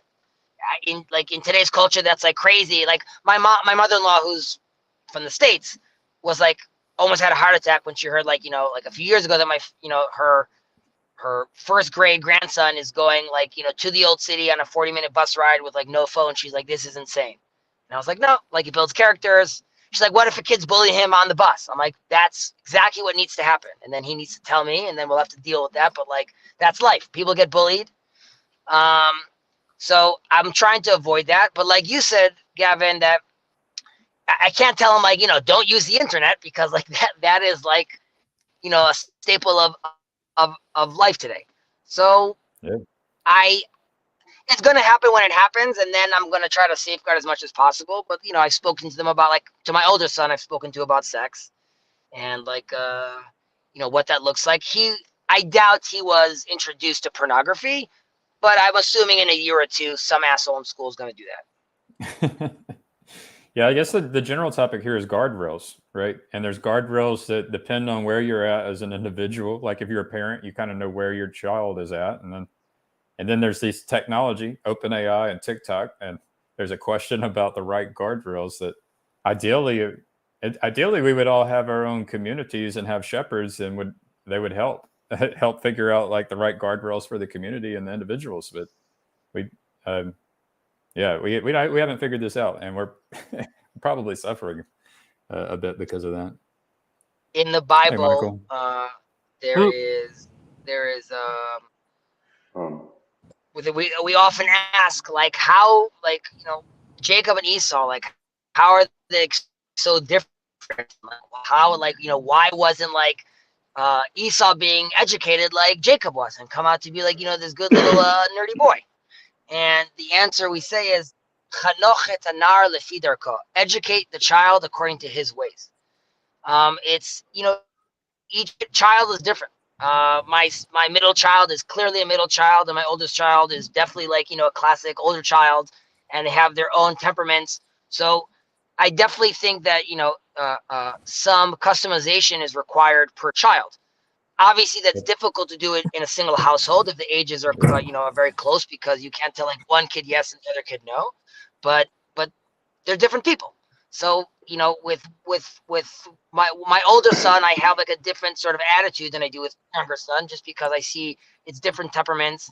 Obviously, it's a lot to ask for a parent to juggle that, as you have many kids, it's that's where you hit the point. Is like some people can handle a level of freedom that other people can't. One child can handle freedom that another child can't. And then, if you take a top-down approach and just say, we're putting guardrails on this tech for all humans, it's like, well, what about the humans that don't need the guardrails? And maybe if they were allowed to go outside the guardrails, they would bring something valuable back for society. It's like, well, I think that's what we're dealing with. This is where Grim Grizz brings up the, where's our God mask ritual? That's why I wish he was kind of here right now still. Like the idea of going out into the forest and, wrestling a beast, and then they put them, I don't remember exactly how it goes, but I'm wondering if that idea is unavoidable, if that is always happening. And so the God mask that a lot of the rite of passage that we're getting these days is something like, I don't know, whatever this space that we're in now, this maybe the God mask that we have today is one of self-righteousness, and through less action or something. I don't know, but I don't know if I'm making any sense. Michael, your thoughts? Right. I don't know if my connection's good, because everybody was kind of robot-y there for a minute. Can you hear me okay? I hear you. We hear you. Okay. All right. My thoughts are, in watching Paul's video from this morning, I think that, there's always going to be a way to exploit any kind of rule or guideline that is meant to curb behavior from the negative aspect. So whatever you're forbidding, and this is even what kids do naturally, you say like, don't cross this line, and they go and they put their toe right on it, um, and so when these new things come up, it's a constant battle to stay on top of the new technology, the new things that are happening. And I think the real necessary solution is to focus on the interior of the person, like where it says the fruit of the spirit is love, joy, peace, patience, kindness, goodness, faithfulness, gentleness, self-control. Against such things there is no law. And so the idea is that if you do all these things, and if you're embodying all those aspects, which we need God's help to do, and if we realize that, and that's what we're trying to do, then we're going to be okay. And we're not gonna and that's a more effective way than trying to constantly worry about like whatever the next thing that's coming down the line is. I wanna thank you for that, Michael. I wanna just use this as a little correction, because you're talking about the conversation with PVK that he was talking about, like Dennis Prager talking like on the Exodus thing. Michael? Yes. Right. So first of all, just with that regard, I don't know if people watch that. So like Dennis Prager, like his attitude that nowhere in the Bible does it talk about like, that you can't, like, he gave this rule, like you can't make an action, but there's nothing wrong with thinking about some other woman's wife.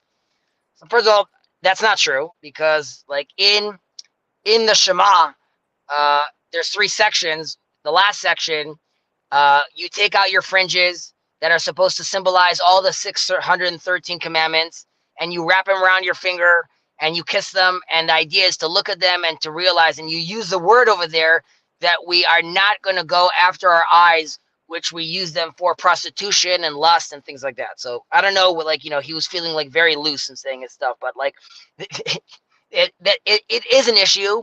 And as far as rabbis, they definitely created safeguards because of this and said, like, yes, you can't look at a woman, and you can't look at a woman with her hair uncovered, and you shouldn't be spending a lot of time talking to a woman. So the Torah definitely created many safeguards with this regard, and many fences to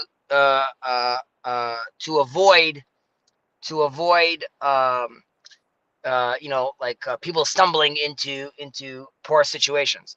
And I agree with you that the focus today, especially as technology, is coming like a tsunami, and this relates to Brett Weinstein's niche switching. In a religious context, and definitely as a social context, like it takes a while for religious law and religious doctrine to niche switch, right? So like, Paul is talking about this, like how is the Christian church dealing with chastity? How is it dealing with homosexuality? In Judaism, we have to deal with the same things. However, the culture is changing so quickly, and the framing is changing so quickly that you're going to end up finding out that there's like many loopholes today that would be okay. Like, for example, what if I would ask Dennis Prager, what if it's an AI woman, right? Can I sleep with her? Because she doesn't even exist. And like, what does that even mean? So that would be where we need to focus on the interior and see what the essence of what the Torah / God, pick your own religion, is asking from us and expecting from us. And the example I'll use, and I'll end with this, which is I'm sure that in the future, when we have self-driving cars all over or smart cities all over, using them on the Shabbat won't be an issue with regards to like lighting a fire or building a structure, which was like, that was the issue with like why we don't use electricity today. That's going to be irrelevant because we're going to say it's all smart cities. No one's touching it. You're not doing anything. I still rather not live in a community where they are driving on Shabbat, not because it is, I think God's offended by it, or because I think it would be like, I'm losing commandment points because I think that's not what we want as a culture. And it's very difficult for us to like now try to focus on the interior when you don't necessarily have scripture that's like pointing that specifically out. So I would disagree with Dennis Prager there, and I would agree with you, Michael, that there needs to be a big focus on the interior. It's hard to frame the interior though with like ancient commandments. Well, I think really, I think it comes down to whether we really believe there is a God behind the commandments, because we don't get mad when people treat traffic laws that way, and they exploit a loophole, or taxes. If somebody exploits a loophole in the tax code, we don't get upset because they weren't honoring the spirit of the country behind it. But like with the scripture, it's from God. God is real, and he has a personal relationship with each of us, which also means that he has a personal relationship with anybody else. So like whether or not like a woman that I looked lustfully on is somebody else's wife, or if they're single or whatever, like that's still a child of God, and I have to respect and honor that. But the other thing that was making me think about this too is, because in regards to like talking about this school shooting that happened, and like yesterday, so my daughter, she hit her teacher. She's only 3 years old. She couldn't really hurt the teacher, but like but I can't. The fact that like the difference between those things is not like, oh, well, my 3-year-old daughter is very weak, and this older person had a gun, and so that's the difference. Because what needs to change is that I have to correct the behavior in the inside of my daughter's heart, so that she understands it's not okay when you get angry to hit people, and I think that's the thing we have. I don't think we can build a societal mechanism for causing people to consider the inner motives of their heart. That's why we have to do it, on a personal level through relational community and things like that. Well, before I say something, let's see who's joining over there. Just Us? What's going on, Just Us? Hey, everyone. So, tell us some of your thoughts. Yeah, I mean, getting into the social side of things, this kind of, the thing I'm reminded of is kind of the conversation about spirits, right? And it kind of comes full circle in terms of what we really want for our society is to be communing or engaging with good spirits, or the spirit of the good, or something like that. And so that is where, but I mean, kind of to what Michael was saying, it becomes a very local sort of interaction. So when we, when we're with other people, when we have relationships, it's kind of dependent upon whatever spirit is animating all of the people in those relationships to kind of make society work. And so I don't know, maybe that doesn't sound exactly correct, but something kind of like that. I think it really does matter the attitude that people have when they're going into relationships with other people and their interactions with other people. Because like when you have that ethic inside of you, it's going to spill out. I don't know. I feel like I'm kind of saying like Christian platitudes of like, it doesn't matter what you say or what you do. In some sense, it matters what's inside of your heart, and that's what's going to lead you astray. And that all kind of comes together for me. Jacob Thank was you for talking about. sharing. That's all Thank you for sharing. amazing. Yeah. Hey, I just wanted to say I appreciate you guys. I'm gonna head out, but much love. Take care, I was Chad. gonna say in response to that, first off, obviously in Christianity as well, but in Judaism you have, to when you start a conversation with someone or you hear someone say something, really, judge them or view them in the best lighting possible. So like even if he came out, against you with like some sort of slur, maybe he misunderstood something. Like the attitude is always try to assume the best. That is a requirement from or let's say traditionally through rabbinic Judaism, that's a requirement, right? So that's sort of like your default mode.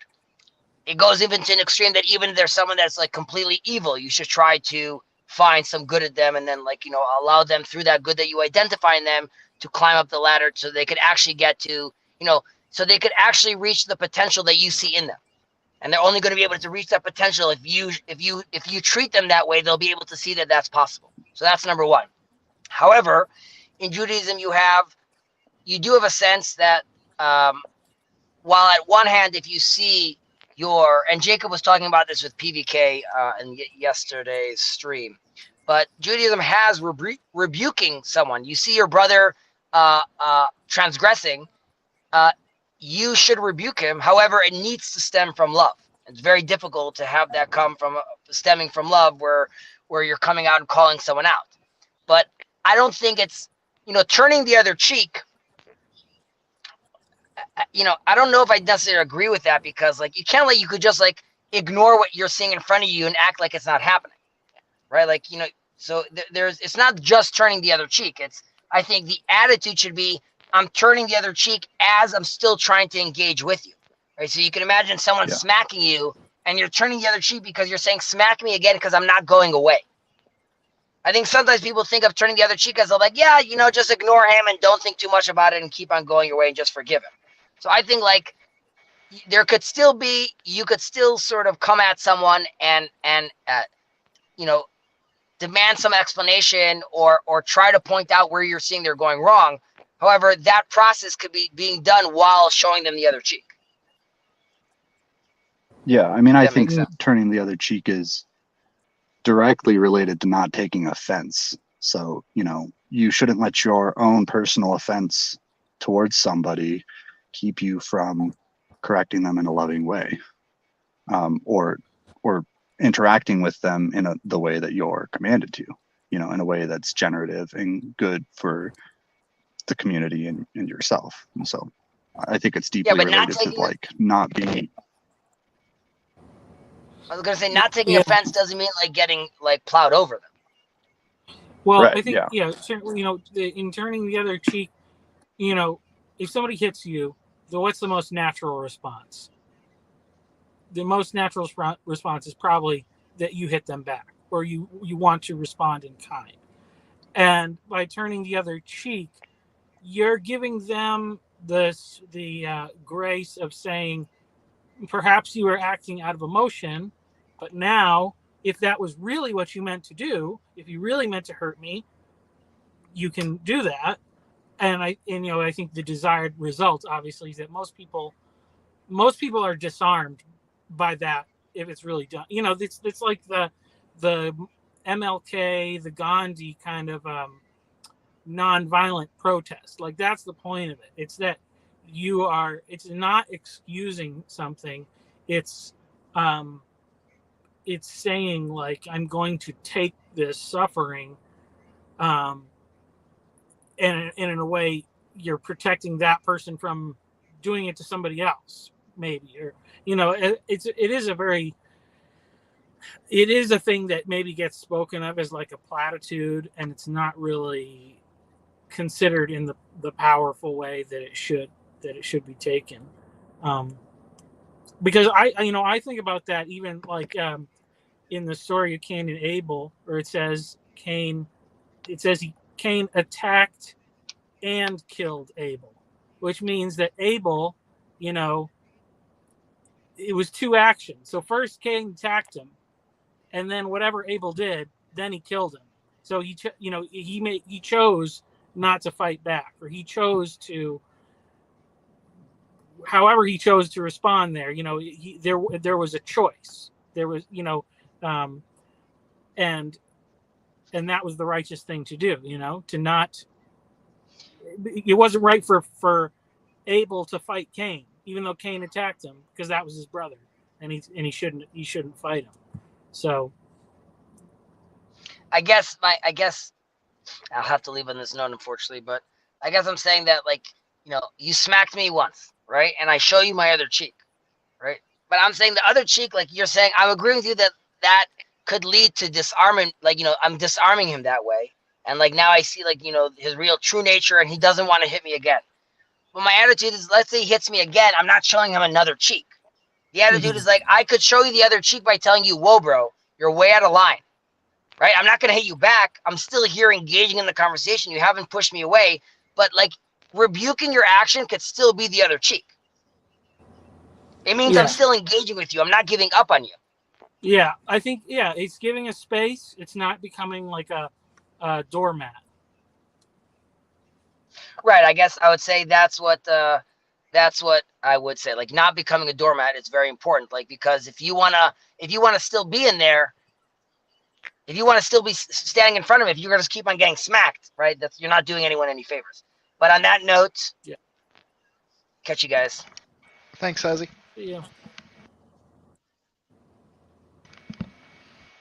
Now, really, a lot of this kind of brings me to what you're doing with trade skills, Michael, which I think is absolutely wonderful, because somebody coming from an electrical background, I look back to all the teachers I had throughout the years in trade skills, and they taught me a lot more than just electricity. I think there's a lot of value in what you're doing there with that. Thank you. Yeah, I was just thinking, like, what can I really do as an individual? And, my plan is, I will plan to walk this out, personally, at a certain point to transition. If anybody else wants to do a similar thing, that's great. That's my goal, is to get somebody and give somebody that opportunity and try to teach them. Because we just need people to be that example. So where are you at then, Michael? Sorry. Oh, go ahead. I'm in Texas. Oh, okay. Yeah. I just wanted to throw out, I also had some trade skills teachers that taught me some aspects of how not to handle myself in certain ways. And even though at times that was a little rough, there's still lessons to be learned there. And I guess in some ways I got to tell myself, because a lot of times, you shouldn't be up talking because you aren't this, you aren't that. And there is a self-censorship in some ways where you're scared what lessons you're teaching. And that's a good thing to be cognizant of. But at the same time, I think you can put yourself in a bit of paralysis worrying about that too terribly much from a perfectionist standpoint, if that makes any sense. Yeah. Well, yeah, that's something I need to learn a little bit more, which is, I don't know if you saw the talk I had with this guy. I call him Papa. Everybody who knows him calls him Papa, but he was a shop teacher, amongst other things, but for like 50 years or something. And like, I just asked him, like, how do you start with, like, somebody who doesn't know anything, with little kids? And it's just like, you just give them a hammer and some nails and a block of wood and let them have fun and make it into a game. And there's like a little bit of danger there, because they could hit their thumb or whatever. But if they're pretty weak, it's not going to be that bad. And then it teaches them a lesson. And then, but once they have mastered that, then that's the way we have to build, like, from our successes.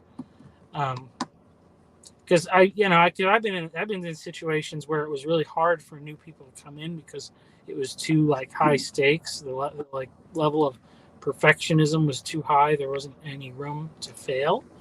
So I definitely want to I don't want to replicate that environment.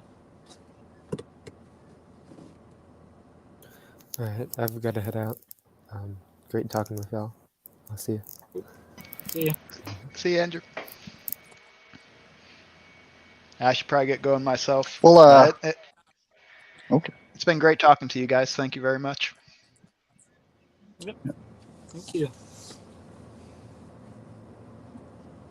Well, I don't know if you have to head out, but I was maybe going to ask you a couple questions about like what you're doing, because so I'm in Wyoming, and that's kind of why I was asking where you were. I was like, oh, maybe I could pop down and learn a thing or two, because it's interesting for me. I do like kind of a tech job right now, or a lot of computer work, I guess.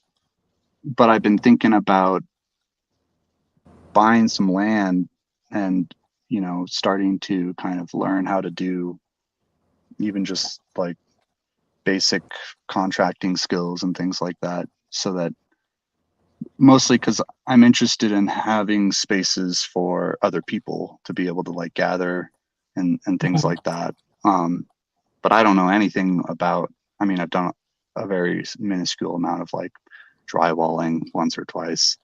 And I was just thinking about, okay, well, you know, I'm in Wyoming. There's a decent number of tradespeople here. And so, you know, maybe I should just try and go find some people who would be interested in passing on some skills, and kind of like what you're saying, come to get to know people, you know, in the community who, you know, are interested in that kind of thing. Well, yeah, my thought was like, I think, you know, there's some of those people everywhere, and if you find them in church, and if it's people that, you know, go to church regularly, then at least they kind of understand the value of like that community aspect of Right. thing.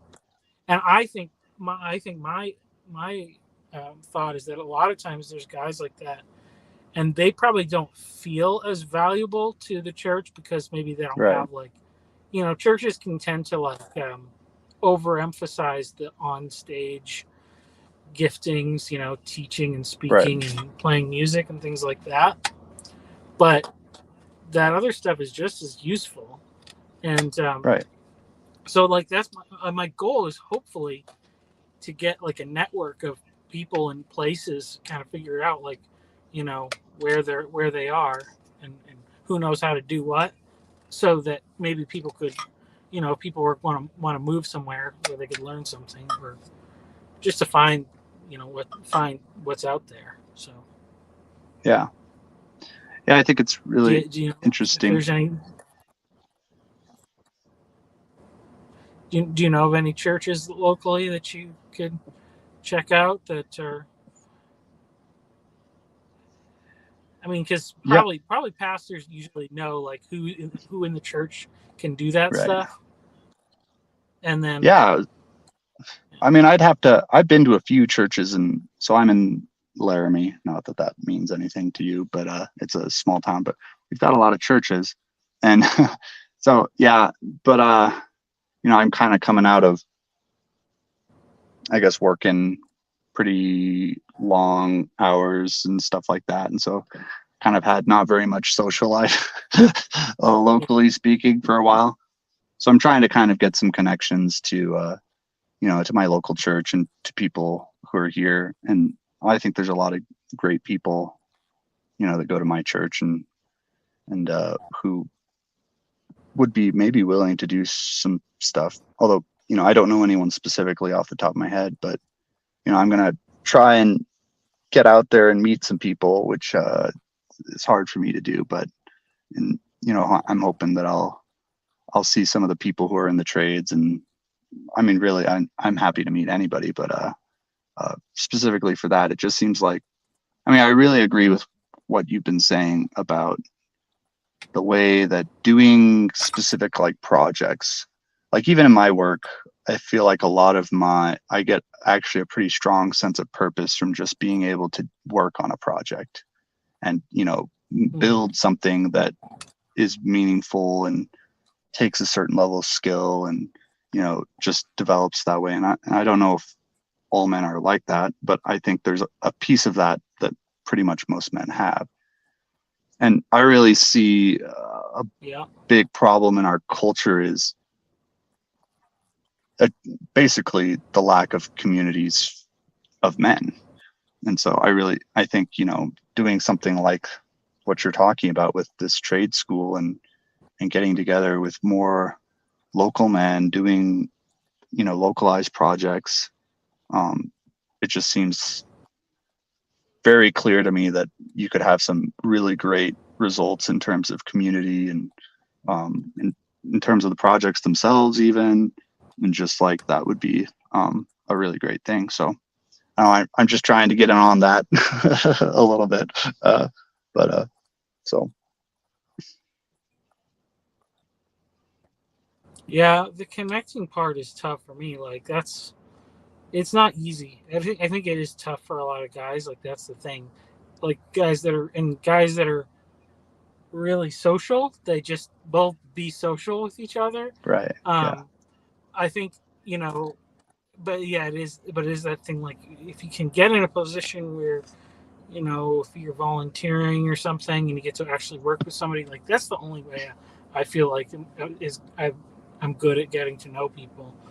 Like I don't know how to I don't know how people just like make friends out in the wild or whatever.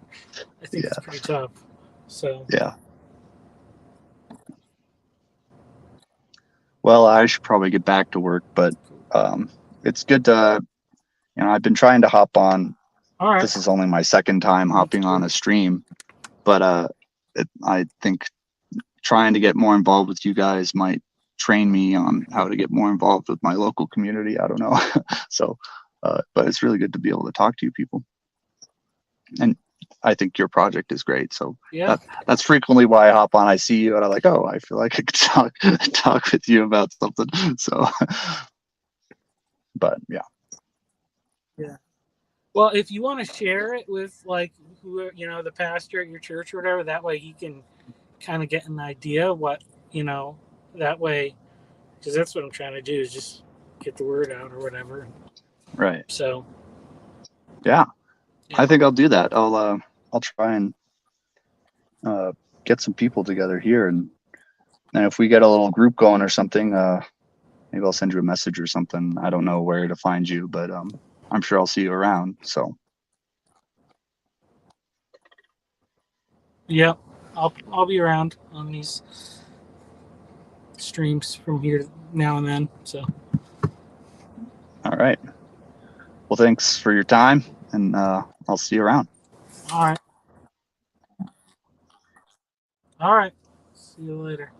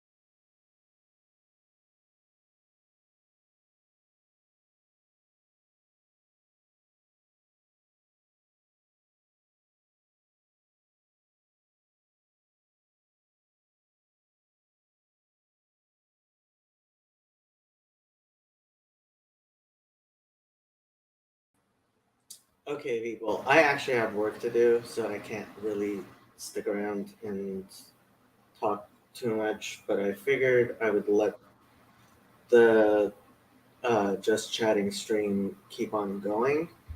Um, so if people want to come on, I'm just going to leave this going. There are links in, and put them yet again. I changed some of the channels, so it's on my channel now as well. And if somebody wants to come on, that's great. I am going to be doing other stuff. So, um, yeah.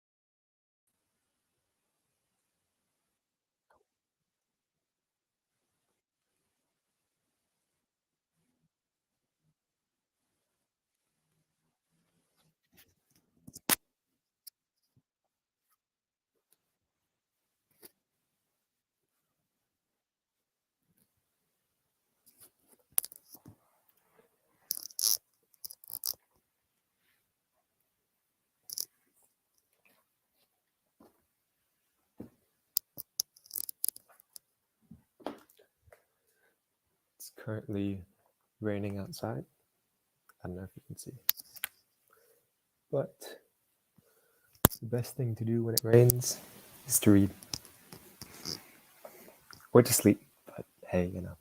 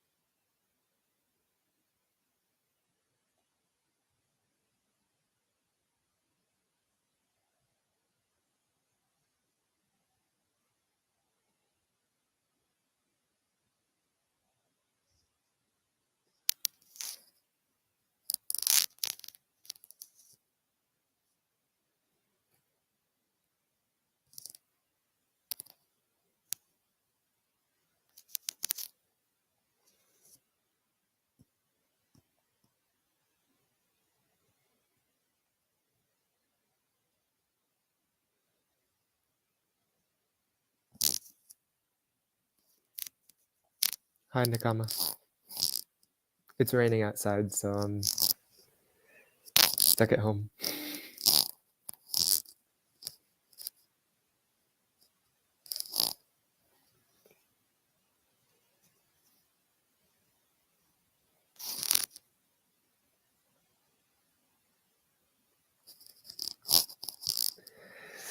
Nice to see you too.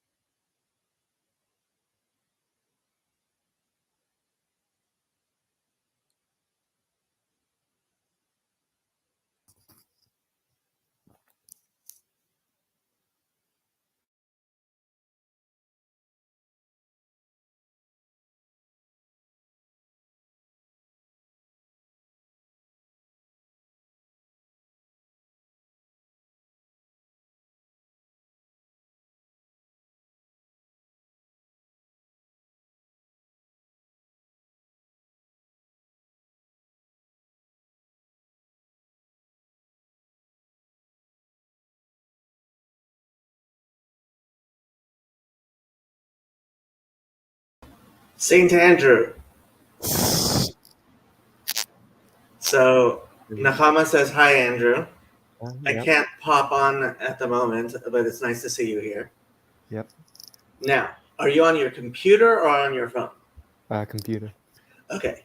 So on the bottom, you see where it says present? Mm-hmm. Click on that. Uh-oh. And then click on share screen. Mm-hmm. And then pick a Chrome tab that has Google on it.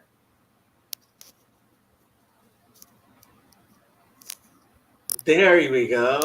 Wonderful. Now, wonderful. Now, Google has this beautiful image search. Mm-hmm.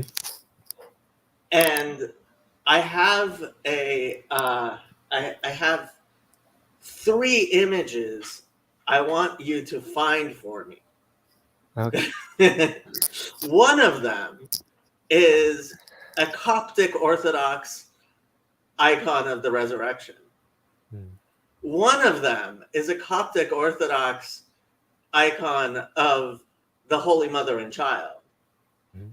And one of them, no, not the resurrection, the crucifixion, sorry. And one of them is a Coptic Orthodox saint who would be a great saint for Saint Andrew to emulate.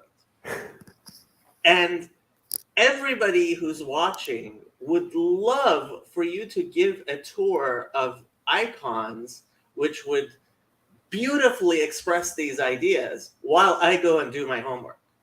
Wonderful. You have a nice day. All right.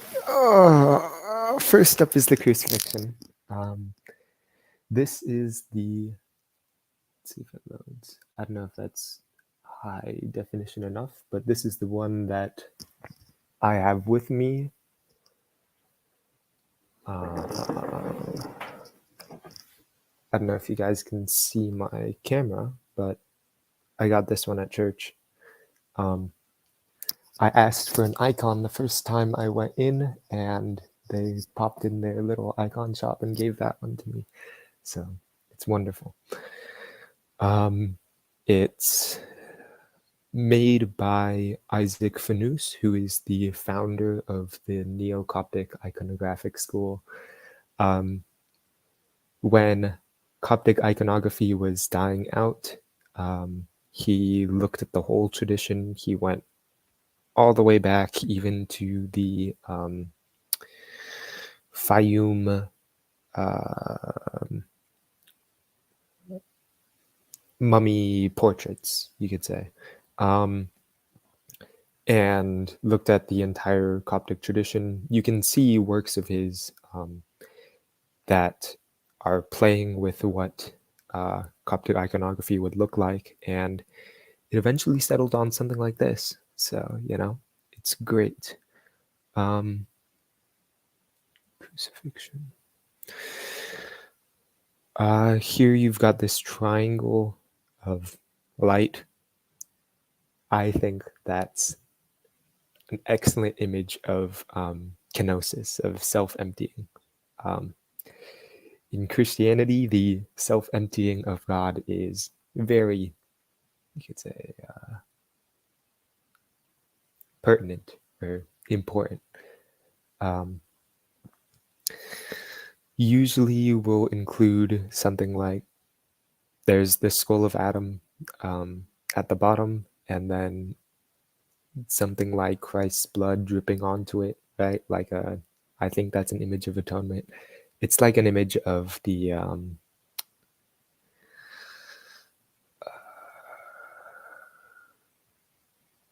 harrowing of Hades, right? Christ destroying death by death. There's Saint John on Christ's left, and then Mary on his right.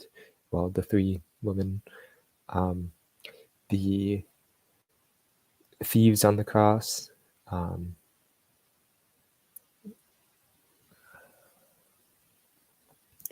There's a lot of like left and right type symbolism here. I'm assuming Saint Michael and Saint Gabriel. Usually, when you have two angels, they're Saint Michael and Saint Gabriel. The Roman soldiers and the crowds.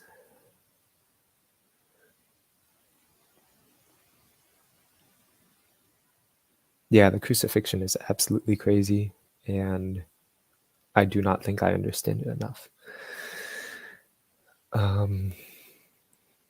What's next? Holy Mother and Child.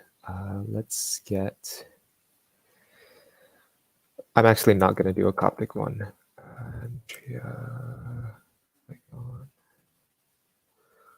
As I really love this Hodegetria icon. Let's see if we can pull it up. Hodegetria means she who points the way. So whenever you look at a Hodegetria icon, you'll have, this is a pretty good one, you'll have the Holy Mother and then usually pointing towards Christ with her other hand.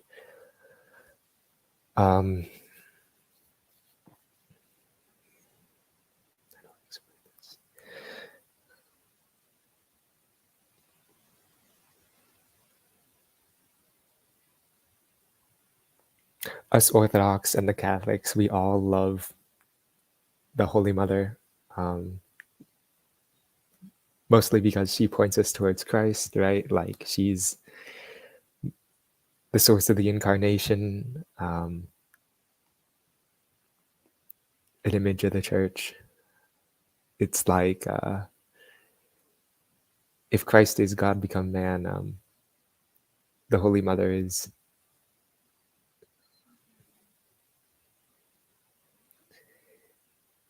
an image of how we can participate in the incarnation, you know? It's like she makes space for Christ, which is what we all hope to do in our lives. Anyhow, usually on her veil, she'll have 3 stars. That's her perpetual virginity before, during, and after Christ's birth. We'll never show her hair. People say that, like, her veil, I don't know.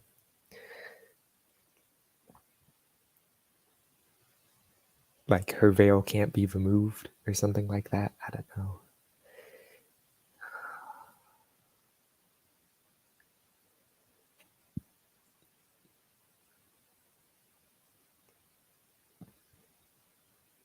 There's all sorts of like mystical theology about her, but hey, you know,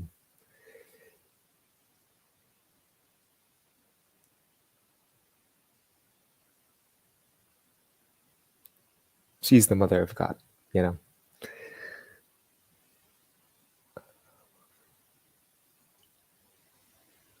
Usually she holds the Christ child. In these Hodegetria icons, she holds the Christ child. Usually when she holds him, it's like he's seated, you know, like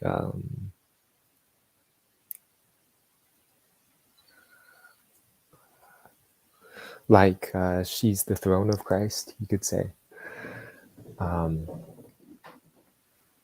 What I love about these Hodegetria icons is that she points towards Christ, and Christ has the crucifix in his halo. So, yeah.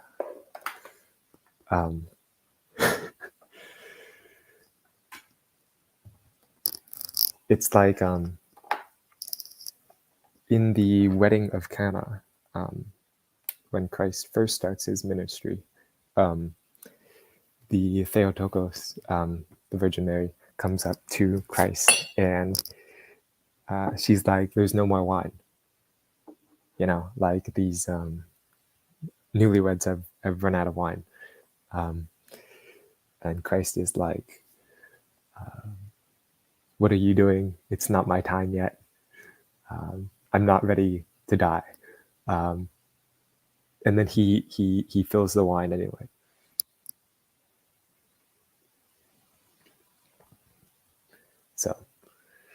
yeah, crazy stuff.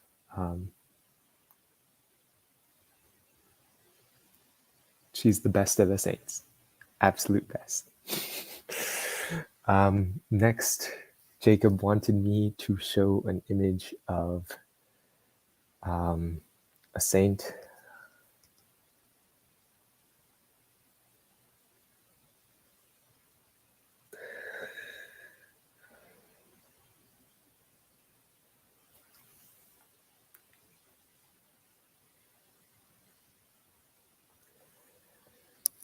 I don't know. Let's see, Saint John of Damascus.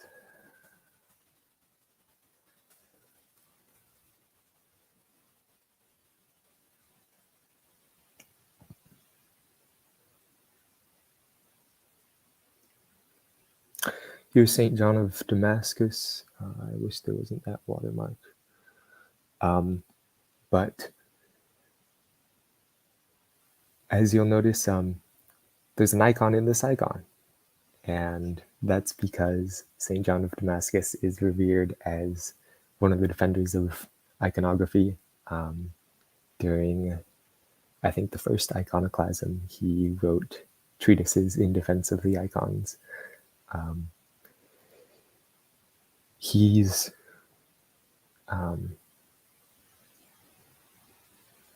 He's really great because he takes the theology of Chalcedon and connects it to iconography. He points out that part of humanity is an image. That, as Saint Athanasius said, God, seeing man worshipped every lowly thing, himself became lowly, that man might worship him, right? God's kenosis, or self-emptying, is for our fulfillment, right?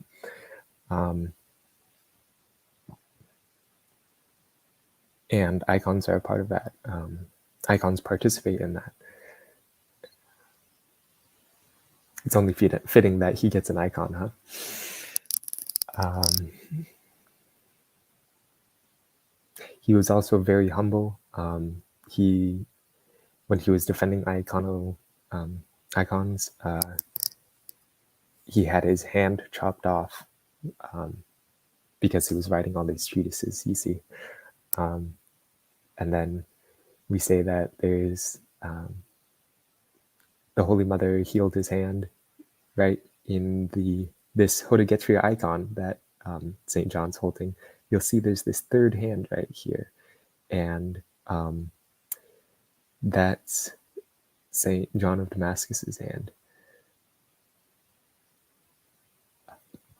Yeah. The hand that was cut off.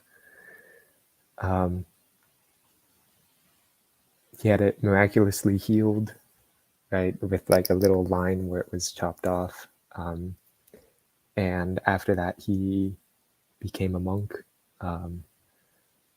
Not many monastics would take him because he's a learned guy, and I don't know, perhaps people were imposed by his saintliness. But one monk took him. He was like, you have to be completely obedient to me, right? No delusions of grandeur. And another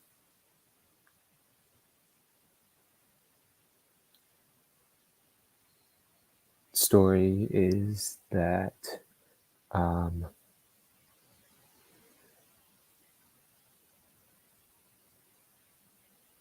I think St. John of Damascus was disobedient in some way, or there was some sort of misunderstanding, right?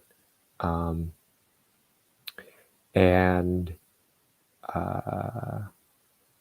the monk kicked him out, right? He was like, you've broken the rules. And then St. John of Damascus like entreated the other monks to ask him like how this monk would forgive him and take him back and all that sort of stuff. And the monk said, all right, but you have to clean all the latrines by hand. And St. John of Damascus, the monks were like hesitant to tell him but when he did, St. John was so overjoyed that he would be forgiven. He was completely humble and didn't care at all about having to clean all that filth. And there's also a tradition that like the Virgin Mary chastised that monk, saying like, this guy, he's defended the icons, don't be so harsh on him. But yeah,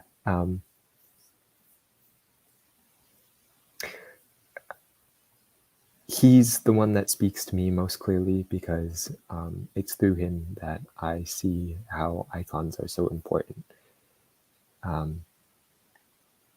and how a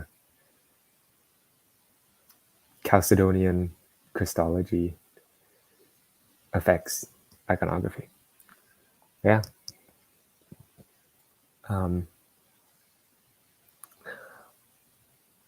I'm not too sure if I can get a Coptic one of this because he's not a Coptic saint. He is an East Orthodox saint. Us Copts split at Chalcedon, and he comes after Chalcedon. In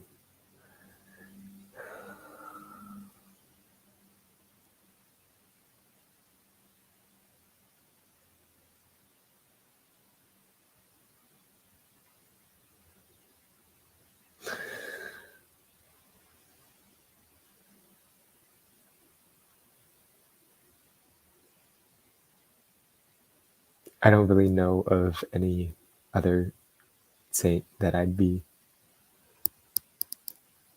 as attached to, mostly because I'm a bad Christian and I don't know my saints. But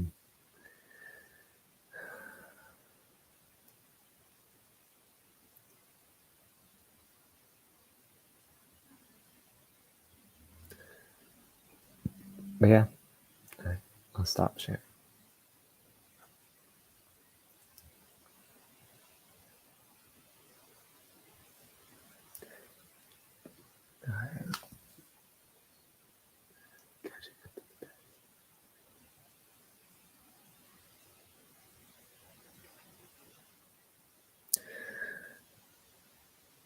Different coloring between the inner and outer garments is interesting. For St. John Damascene, usually that's because we associate green with the Holy Spirit, right? The life giver, the paraclete. And with the essence energy distinctions, we see the East Orthodox see the Holy Spirit as like the giver of God's energies or actions, right?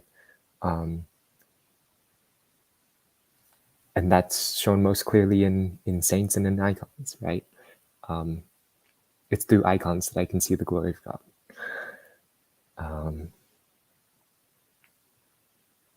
So yeah. St. John of Damascus also was under the rule of the Ottomans at the time, and his defense of the icons in a Muslim environment is very admirable.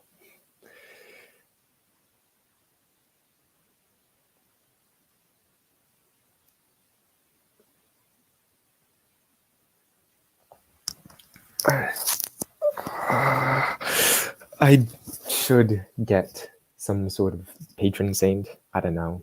If it's St. John of Damascus, I'll probably have to talk to my priest about it. If it's not St. John of Damascus, I have to look at more saints. I'm pretty sure you just doubled my knowledge of icons right there. I'm glad to. Did you like anything? Yeah, I mean, coming from a Protestant background, we don't do a whole lot with icons, but I mean, just you explaining St. John of Damascus right there, that there's a lot in that picture that for a Protestant self to look at that and it's like, oh, that's a pretty picture, but it's a lot more than just a pretty picture when you break it down like that. So I found it interesting. Thanks.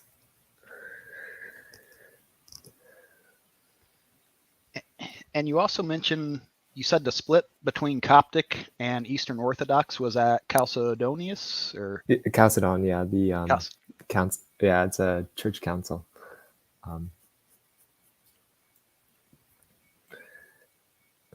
what was the contention point there?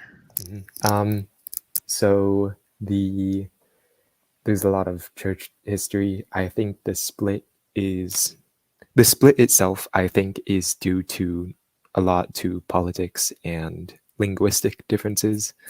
Although I do think our theology has to get resolved.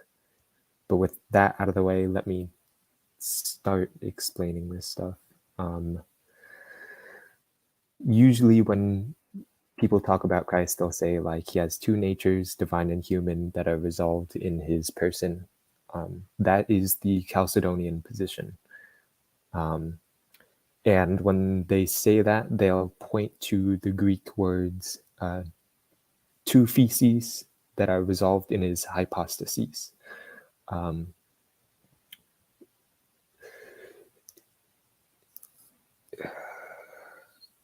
At Chalcedon, us Copts split off, and a little bit later the Syriacs did as well. The Armenians did, and then the Malankara are under the Syriacs, and the Ethiopian and Eritrean were under the Copts at the time as well. So at the time, this split was like half and half of the church.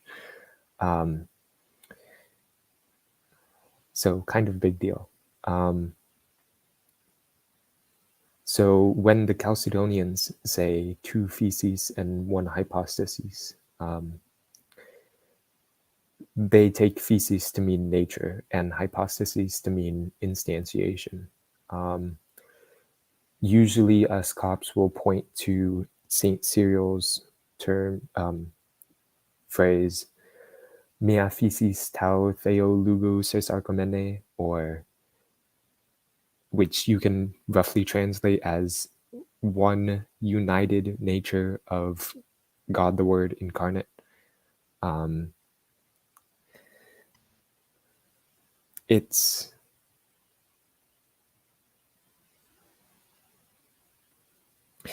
hard to explain because Saint Cyril doesn't keep that term as one consistent thing. Like every time he says it, he'll have a different emphasis.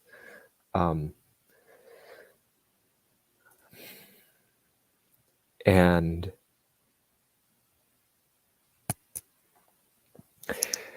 there's some debate over whether Cyril meant nature when he said mea physis, or whether he meant instantiation when he said feces, because feces doesn't just mean nature and hypostasis doesn't just mean instantiation. So yeah, the whole thing's kind of a mess. There's some other stuff going on as well, but if I kept talking about this, I would talk forever. But if you want to know how Chalcedon, how St. John uses Chalcedon, people will say that you can't depict God, right?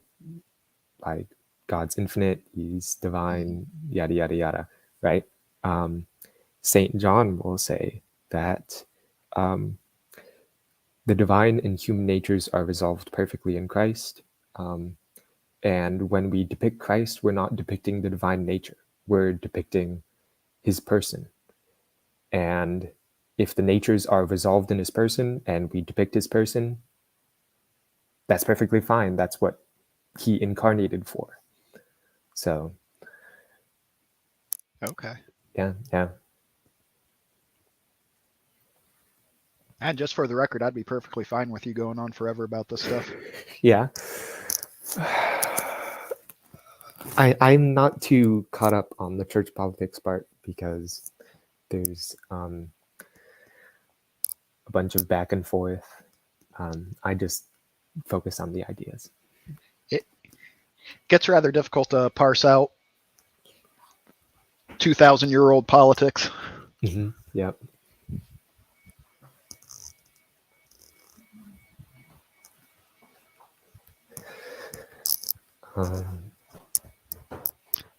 So what's it like having the Coptic framing in the U.S.?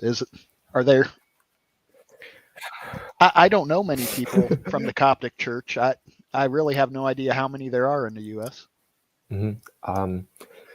So most cops you meet will not really know the difference. They might know that there is a difference, right? In the catechism, the priest will usually bring it up, just so you know the difference. They're not going to get into the whole philosophy bit because it's really, I mean, I think it's a linguistic difference. Well, I think it might be a linguistic difference. It might just be like a little technical difference. But for the laity, for people who don't look into it, it doesn't matter really. And our liturgies, our church services will still use the terms hypostasis and physis.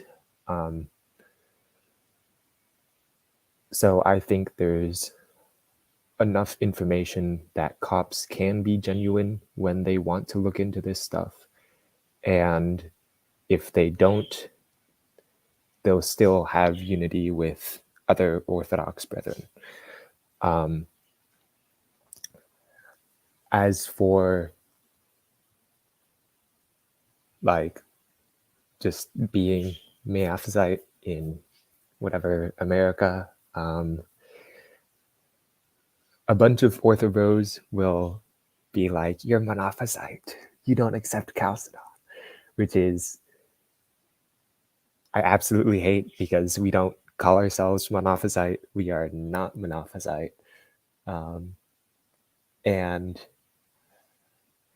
I think you're doing a disservice to church history if you call us Monophysite. But most of the time, it just like doesn't come up. It's like, you know how Sam gets into like all of this. He's an autodidact, right? He studies church history, whatnot, but then he goes to a Protestant church, usually that's like Unitarian or Unitarian friendly, and nobody really knows his YouTube channel, so he kind of flies under the radar. It's pretty much like that with me, except I don't look at like all of church history. I just look at Miaphysitism. So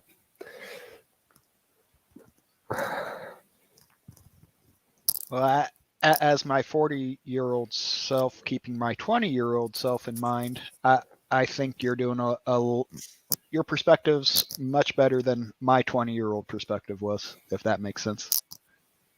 thanks. It's all because of Saint John of Damascus.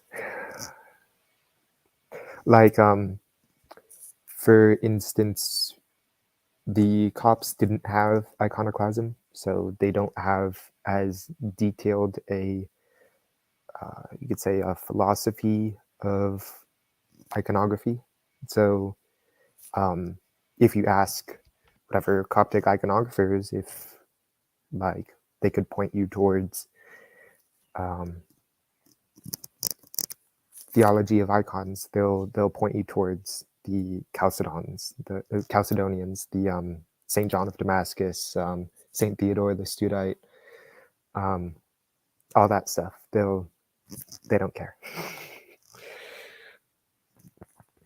If we're close enough in theology such that like our iconographers are pointing towards your theology, I think we are very close brothers. some point it gets pretty silly to really feel too strongly about the division when you have to drill down so deep to find it. Yeah, definitely. I think the laity certainly should see ourselves as brothers. Like, I don't know about the East Orthodox, but us Copts and most Oriental Orthodox certainly see the East Orthodox as brothers. I think our whatever theologians should work all this stuff out. I want to know if Father Stephen DeYoung thinks that our terminology should be resolved, or if I can say mia physis tau theo lugo whatever sus argumene, and he can say whatever diophysis, and we both know that we mean the same thing, or if we should all go to diophysis. So yeah.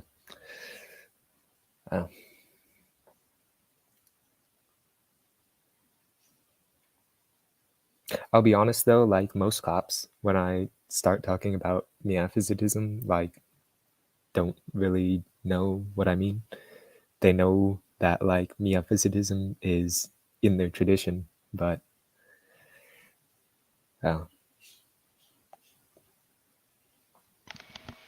So what kind of led you to dig so deep into some of this stuff, if you don't mind me asking?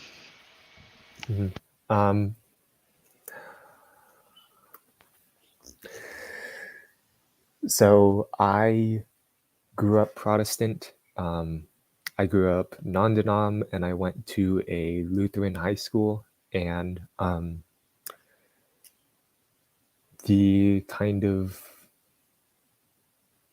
Lutherans are very interested in like historical analysis, right? They love the Bible, right? Sola Scriptura, and a lot of them will try connecting themselves to the early church, right? Like there's this whole kind of narrative that Rome got corrupt and we're relying upon an earlier tradition, and we do so through the Bible, right? So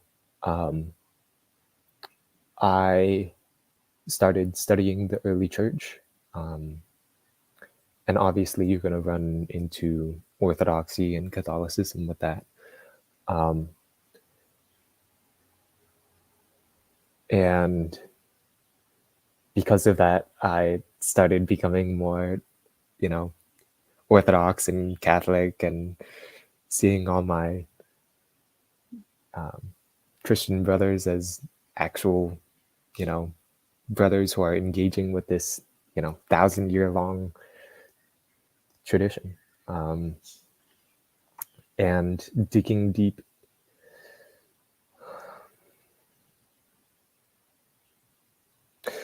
When I first went to a Coptic Orthodox church, it was because it was the closest Orthodox church nearby. And when I knew they weren't East Orthodox, so I looked up the difference and I saw this whole miaphysitism thing, and I could not tell the difference. I'm not sure that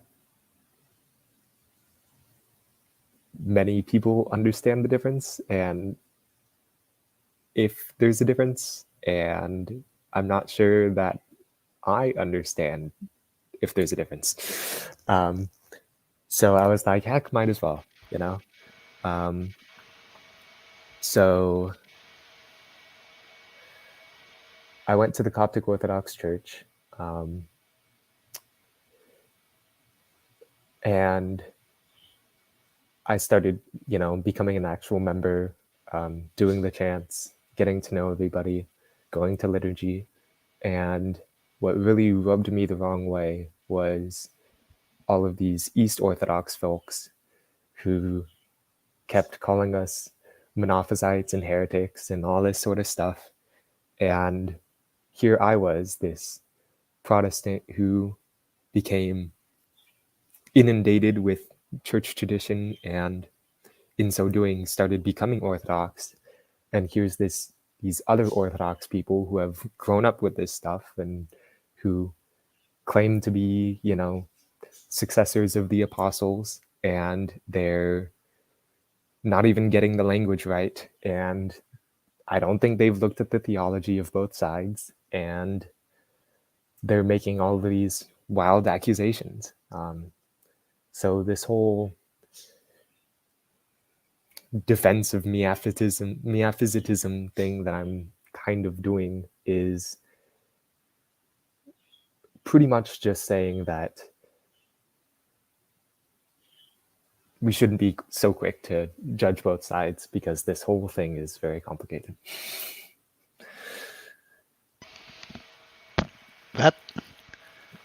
I know Jacob brought up the James, Brother of Jesus. I can't remember the author's name. I haven't read that book, but I've read some of his stuff. And my big takeaway from that was these waters appear to be awful muddy. I'm not sure. I feel strong enough to go on to offense on what happened back then, if that. Yeah. I'll say that if Jacob thinks, I'm not too sure, I haven't read the book at all. So if Jacob thinks that this is some sort of Roman adjacent rewriting by people like Josephus and I don't know, Paul and all that sort of stuff, I think they should look at the Assyriac Church of the East, because even at the time, it was known that the Assyriacs were somewhat separate from the rest of the church because they were under the Persians. And they used the Peshitta Old Testament and whatnot, unlike us using the Septuagint. And they have a whole different tradition. And even the terminology they use is different. Like, for instance, they'll say Christotokos instead of Theotokos for the Virgin Mary. And I can see that being more palatable to, Jacob and Hezi.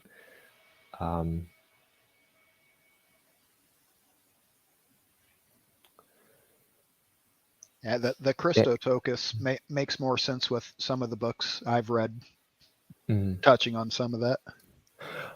Yeah, I understand how it could. One thing I'd like to ask Father Stephen Young is whether the difference, there's, in the Nicene Creed, we use O Theos for God the Father. And it's like a participle before Theos. So it'd be something like the God.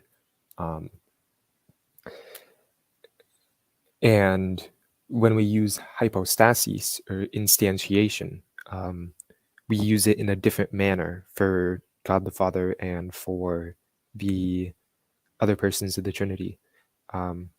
When we say God the Father is a hypostasis, we don't mean that he's a hypostasis of God. We mean that God is a hypostasis. When I say hypostasis, think instantiation. Like, this here is an instantiation of pen, right? Mm-hmm. So when we say God the Father is a hypostasis, we don't mean that there's penness behind God the Father and God the Father is a pen. We just mean that there's no penness. God the Father is a pen. There's nothing behind God the Father, but God the Father is an instantiation. Okay, I think I see what you're saying there. Where it differentiating the God above all and the aspects of God that we interact with. Is that one way? Is that fair to put it like that? Yeah. And then when we talk about the other persons of the Trinity, we say that they're hypostases of God the Father. Right? Okay. We'll say Son of God or Holy Spirit, right? We don't use O Theos for the other persons of the Trinity. So, Okay. yeah. So when we say Theotokos, we're not saying O Theotokos. We're saying Theotokos. Okay. Yeah. Interesting. I think that linguistic difference is part of the split, but I need to learn more about the Syriac Orthodox Church because I hear some parts where they say they accept Nicaea and other parts where they say they don't. So I don't know. I definitely need to learn more. To me, it sounds like you're onto something where a lot of these fights do seem based in linguistic and I mean, even using the same word, there's multiple interpretations to where you can split things and yeah. What usually happens is that like with the Oriental Orthodox churches and I think with the Syriac Orthodox Church, you get run over by the Muslims and people just do a holding pattern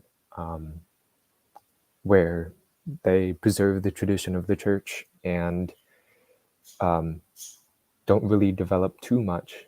Although I definitely need to learn more about that. But what ends up happening is that you have like calcified churches and theology of 5th or maybe even 3rd century churches. Like talking to Coptic Orthodox priests, they'll mention how like Orthodoxy almost died in the cities and it was preserved by the monastics. And we took a lot of stuff from the monastics in our churches today. So, yeah. the other day you said your dad was from the Fort Wayne area. Yep. Mm-hmm. So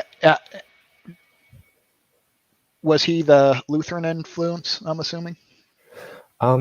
Maybe, yeah. I mean, he's the one that planned out the whole Lutheran high school type thing. So that's because I was a horrible student in 8th grade. So That I laughed because how long have you been in the Coptic Church? year or so now. So yeah.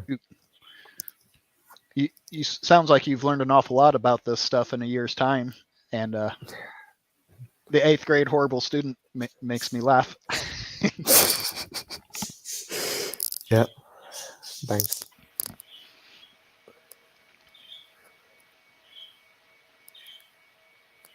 It is fascinating how much easier stuff is to learn when you have that internal interest in it that can be a driving force. Yeah. It's wonderful because I put it this way. I can study the philosophy of Plato, see how it impacts the theology of St. John of Damascus, and venerate his icons in church. It's like all of my interests are being culminated in this sort of stuff. So it's wonderful. And when you start seeing different ideas bouncing off each other and kind of, to me, even if it's completely imaginary and all in my head, it's I like bouncing those relationships off. Mm-hmm.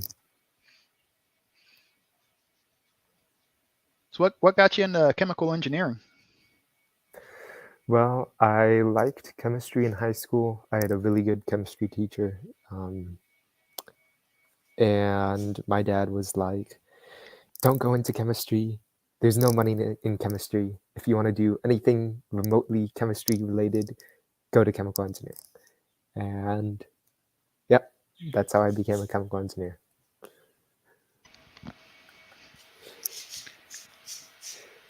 I do think it would be a lot easier for a chemical engineer to get into a chemistry field after school than vice versa. Mhm. I am a little partial to engineering, or biased. Mhm. My interaction with college, I do not have a degree. I've dropped out multiple times. That long stories there, but I think 2.5 years is where I can really say into a electrical engineering degree. Yeah, EE is hard. Once we started doing 3D magnetic fields with triple integrals, I'm like, yeah, I don't know about this. Yeah. Yeah, I took 1 quarter with that stuff, and I was like, yeah, I don't think I want to use this every day. When I went back to school after getting out of the Navy, I was an electrician in the Navy, so that definitely helped some there. But that was a technician level. No integrals required, really. Yeah.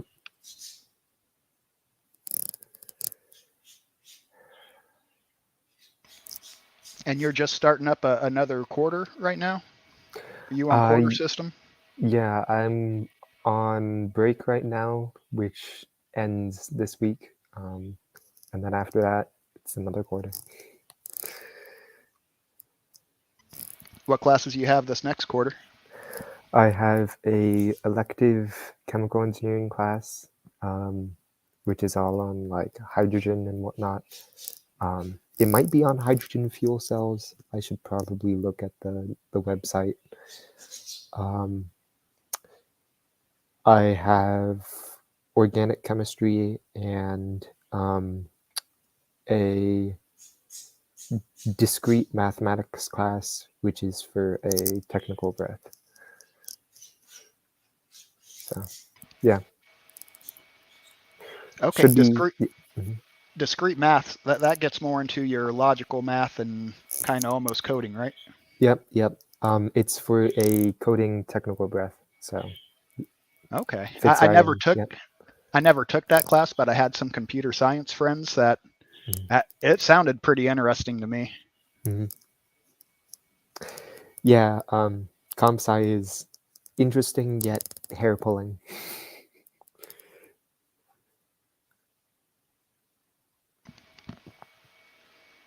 On the boat I was on, we had electrolysis machines to produce oxygen.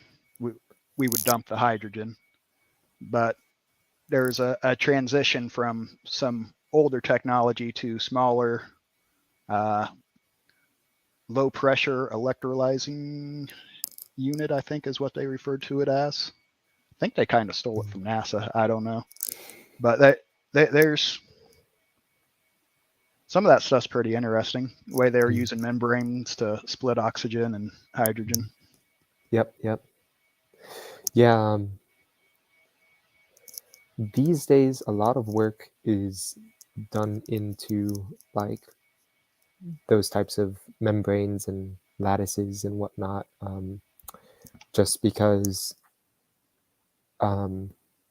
actual chemical processes tend to make impurities and need to be managed and whatnot. If you just have like a physical process, it's a lot easier. Yeah, those old style oxygen generating machines were all relay logic because they were all built really before Navy was willing to use semiconductor. And the troubleshooting manuals we had for that, I mean, you had the functional description in one book, and then there were 2 different troubleshooting books that you could flip through and try to trace all the relay logic to figure it out. And you now you have a PLC, and it's just like, what is this number? Oh, that's the problem. Okay. The world of difference. Mm-hmm. Yeah, it's funny because chemical engineering really doesn't move that fast. You end up with like old machinery in these plants or whatever, and they'll keep all this stuff, the instructional manuals and the whatever troubleshooting devices and all this like flow correcting stuff, just to keep those machines going, because they're a pain to replace, and it's kind of hard to understand decades old technology when all your chemical engineers are studying the new stuff. Yeah. So well, it's become so specialized to really dedicate much time for that old technology. In some ways, it kind of feels like you're not spending that time on more future or forward-looking technologies, I'll say. But yeah, I mean, we still use COBOL and archaic computer science languages for a lot of big infrastructure that seems questionable whether they'll ever change that. Yep.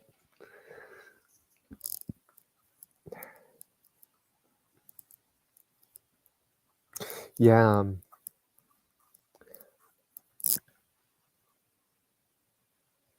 My dad does like radar systems for jets and whatnot. So the coding stuff he does has to be fast. So the way he describes it, it's like a whole different ball game, because you can't just be, safe with your code and use all this old infrastructure. You have to really streamline it.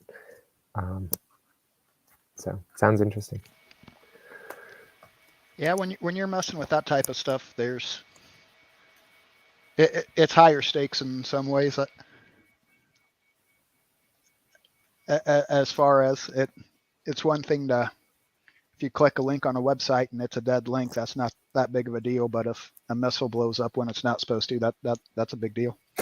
Yep.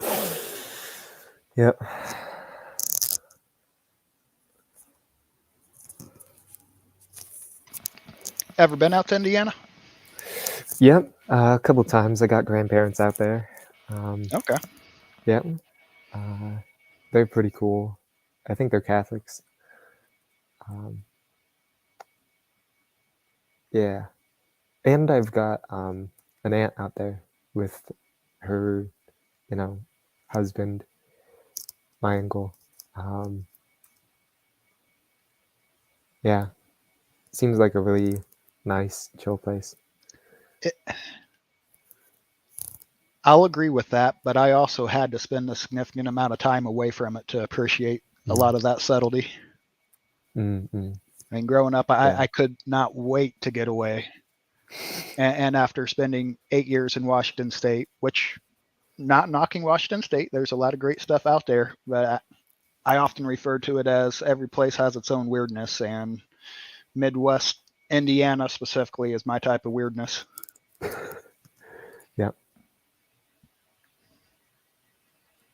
It's a slower pace of life, which as I get older, I appreciate more and more, I think. Mm-hmm. And fair amount of Amish in the area, so that helps keep some perspective in some ways. Yeah. I think my grandpa got his dog from the Amish, and he did and still does some dog breeding, which is cool. And we got a pecan pie from once, which was like absolutely amazing. So those guys can cook. I don't know if you've ever been. There's Shipshewana in northern Indiana. It's kind of a Amish community, but they have more accessible things for the English. That's what they call non-Amish. So that they have. There's a restaurant there. I think it's called the Essen House, and oh my god, that is some of the best food I've ever had. I mean, once you've had their fried chicken, you've ruined fried chicken from any place else, pretty much. Uh-huh. Yeah. Homemade mashed potatoes and noodles. Yeah. Steak. Yep. Oh yeah. Man, my dad can still grill a mean steak.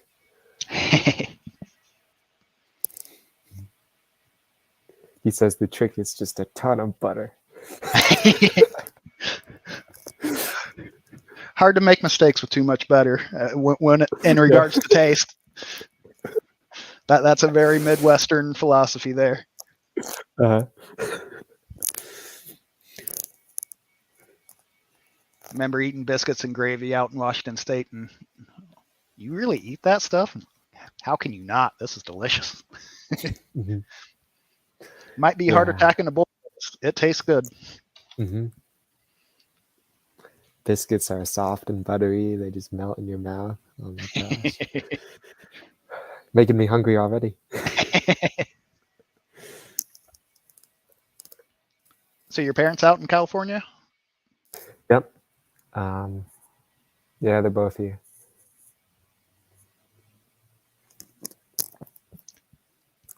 I haven't really spent too much time in California.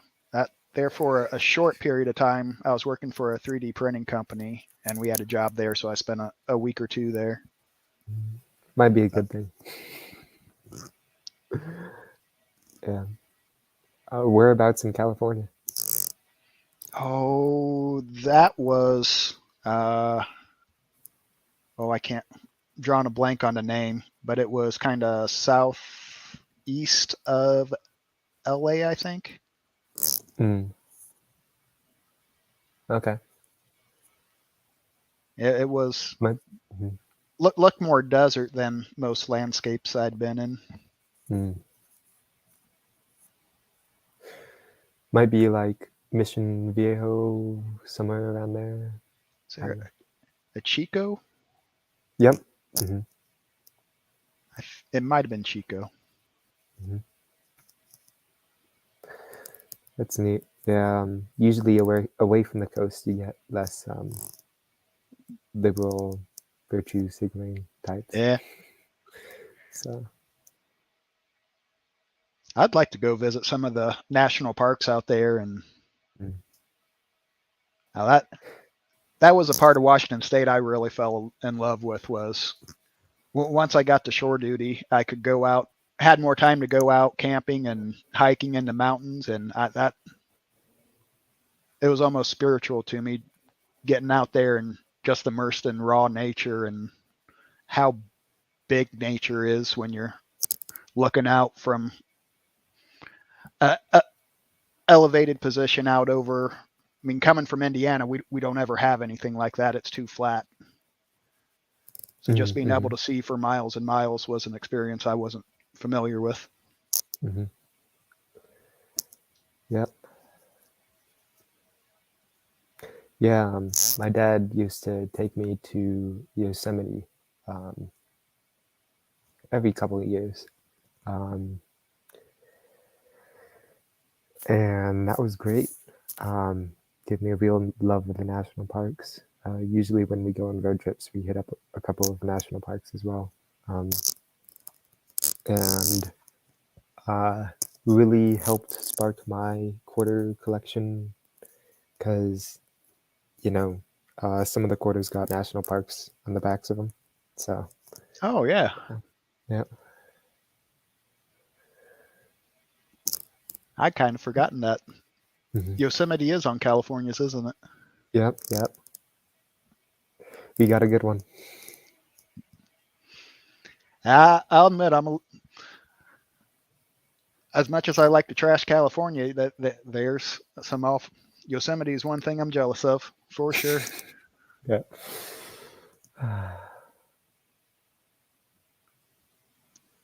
I know some people in the Orange County area, and to hear them talk about being able to choose whether to go snowboarding or to the beach is like that sounds all right. Yeah, yeah.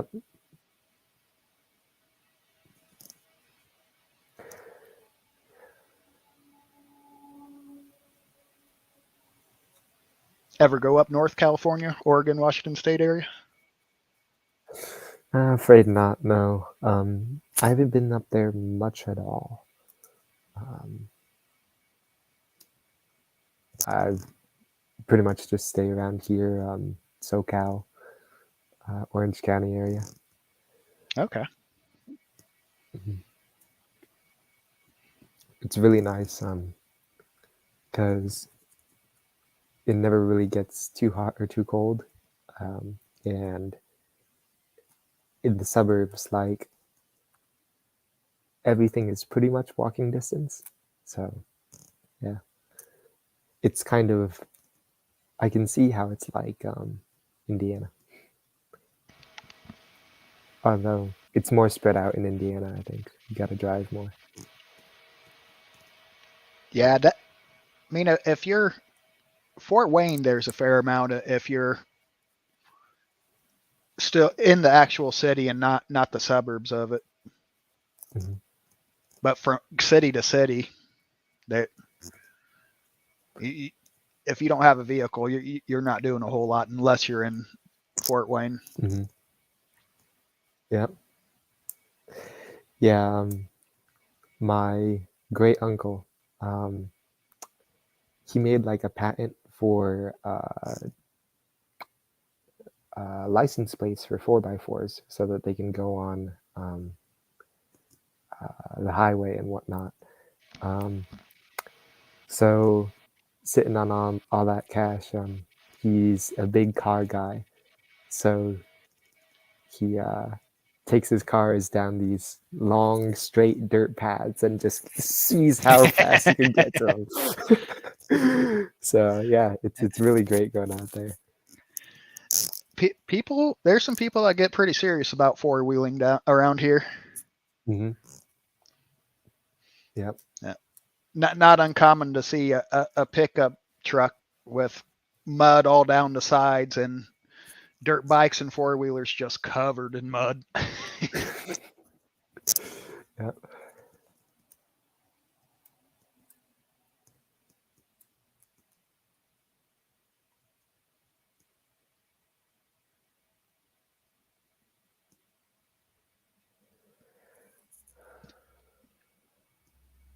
Have you thought much what you want to do after school? Nope. I don't know. Figure I'd manage some plant somewhere. I'm sure you will.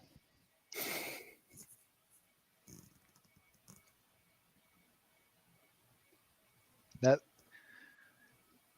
as much as a pain as that engineering degree is, once you get it, I guess I can't say for sure because I don't have one, but from my experience in that area, that once you get that degree, that opens you up to a lot more than just what that specific degree gives you. All right.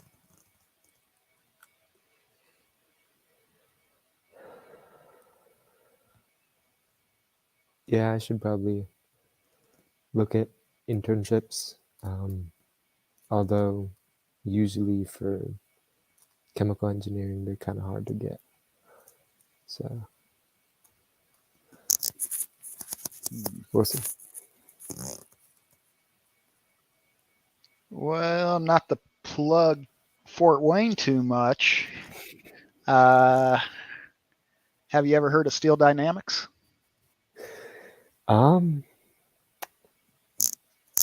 I think so. My grandpa used to work in a rubber factory up there. Steel Dynamics. My dad might have a shirt with that logo. So yeah. If you're looking for summer internships, I would say I would throw your resume in there because they do like to do a lot with interns. Yeah, and I can live with my grandparents up there. That'd be interesting.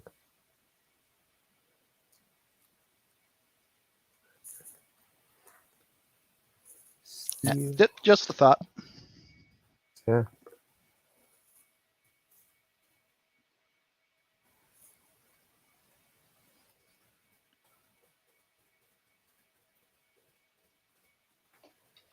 Their main office is in Fort Wayne, and then they have a couple different factories. One in Columbia City, and the other one address is Butler, Indiana.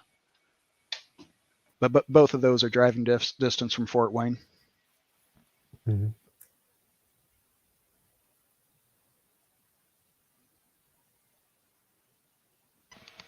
Columbia City does a lot of rebar and railroad ties, and Butler does a rolled steel. Yep, here, process engineering. Yep, process engineering internship.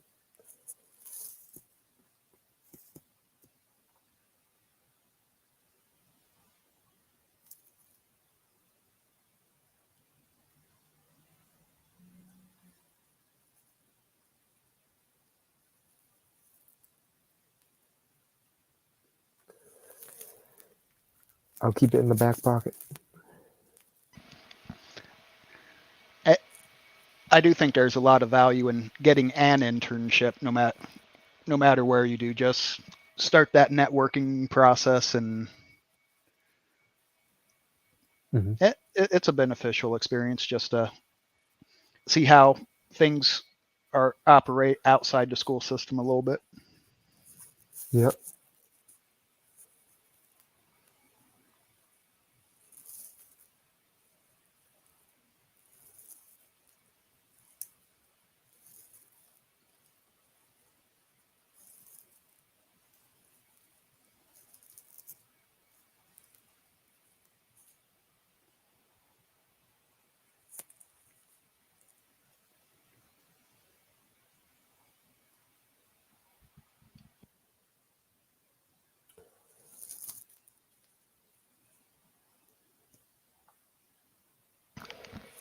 Hello, Antonio.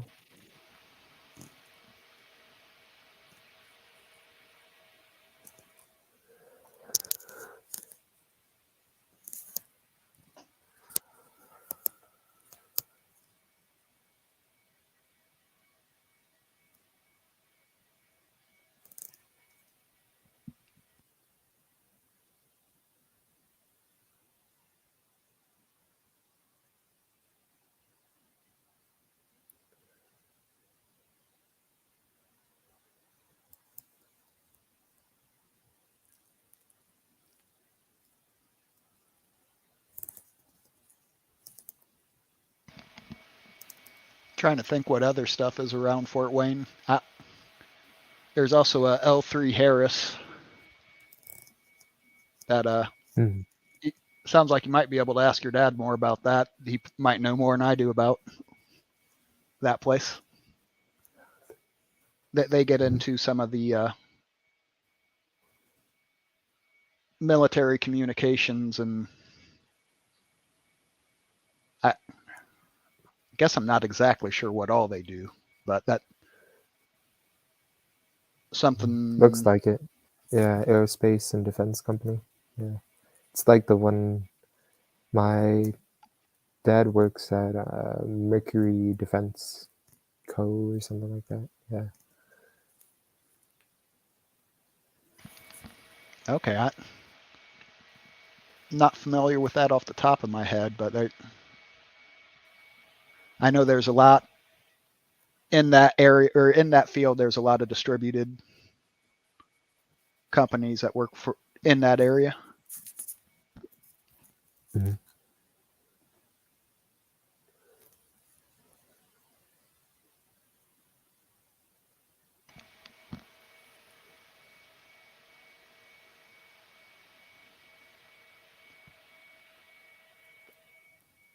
What school are you going to? UCLA. That That's a flashy school around Indiana. That alone will draw some attention. Yeah.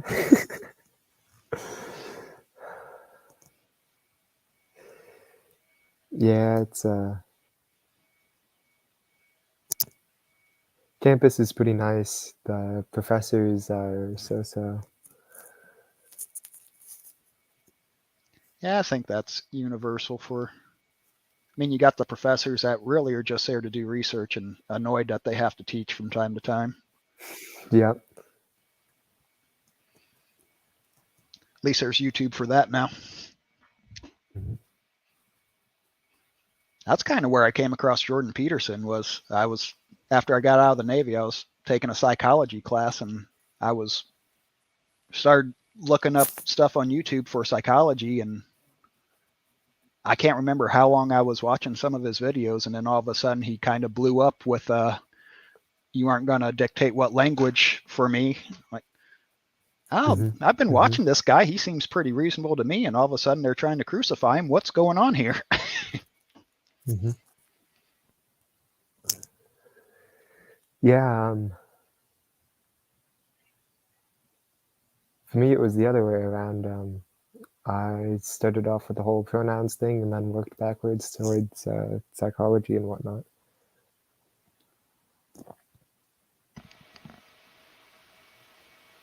I had heard of, familiar with who Jung was, who Freud was before that point, but never really understood any difference. And Peterson really got me into some of the Jungian stuff that I find fascinating. Mm.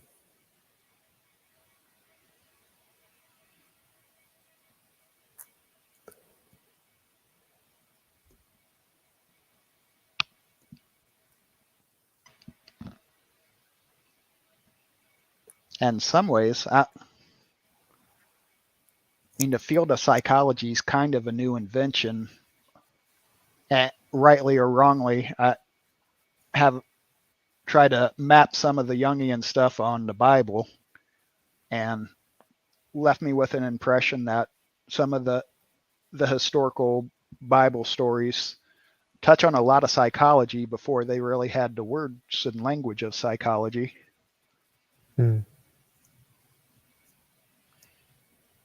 That might not be kosher to do such a thing, but I liked it. Don't worry. There's always, I don't know, a little bit of flexibility. I hope so, because I'm in a lot of trouble if not.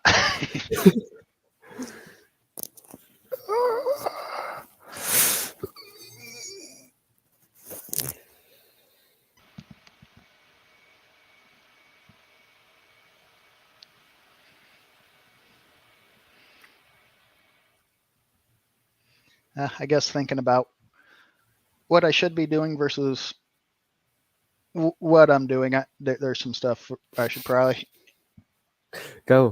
get working on. But hey, Uh-huh. it's been nice talking to you, Andrew. Yep. You as well.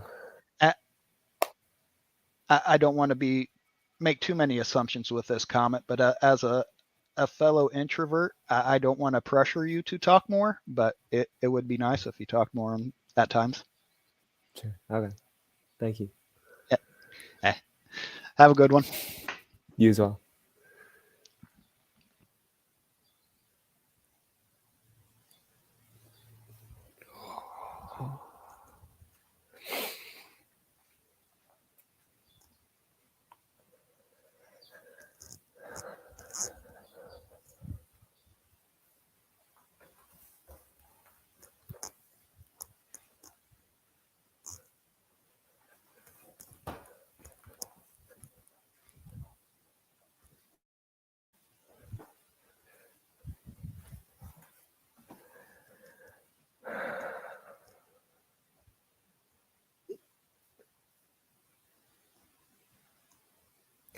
It stopped raining.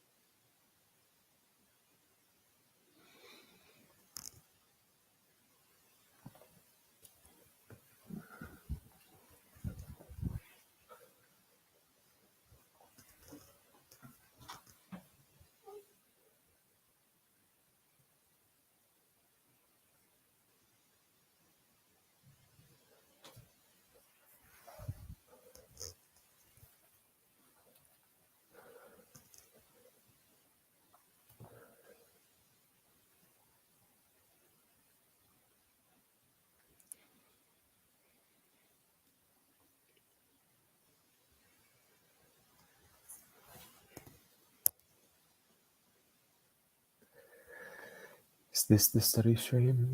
I don't know. I probably should be studying.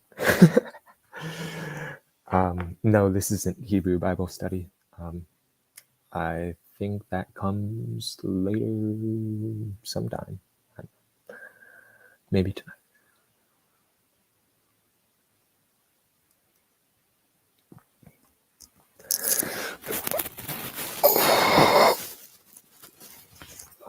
In the meantime, I've been reading Hasidic Masters, which Jacob has graciously lent to me. It's been pretty good so far.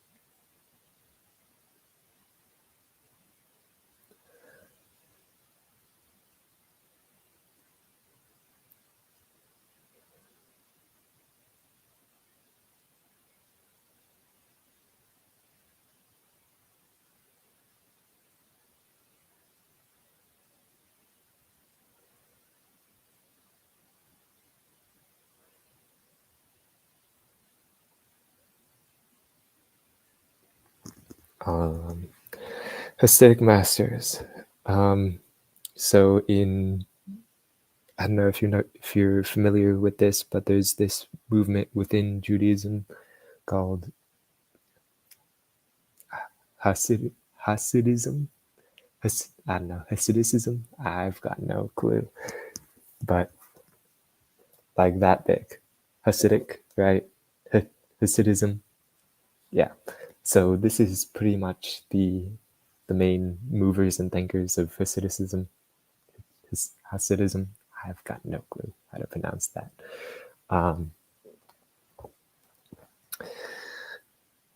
Yeah.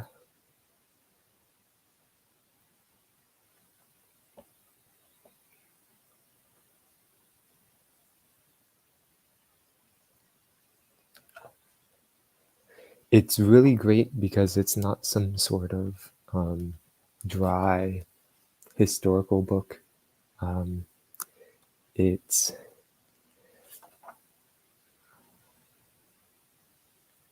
informative and instructional, you could say. It's like each figure that it mentions, it'll give a brief autobiography. Is autobiography the one that they write? I've got no clue. Biography, I guess. And then it'll give some brief excerpts of what they've written. So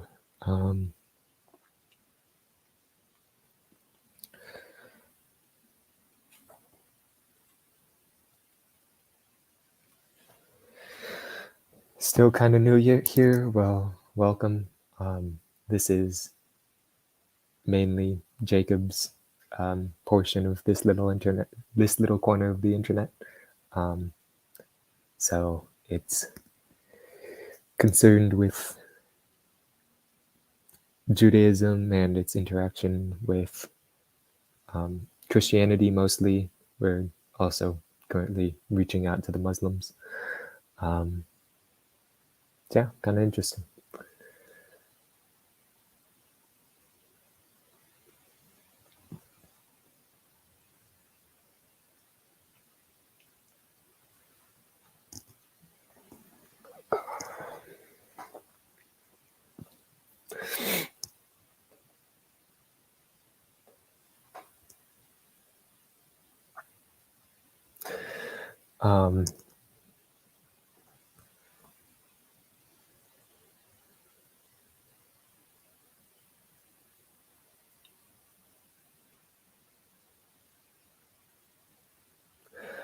I talked earlier about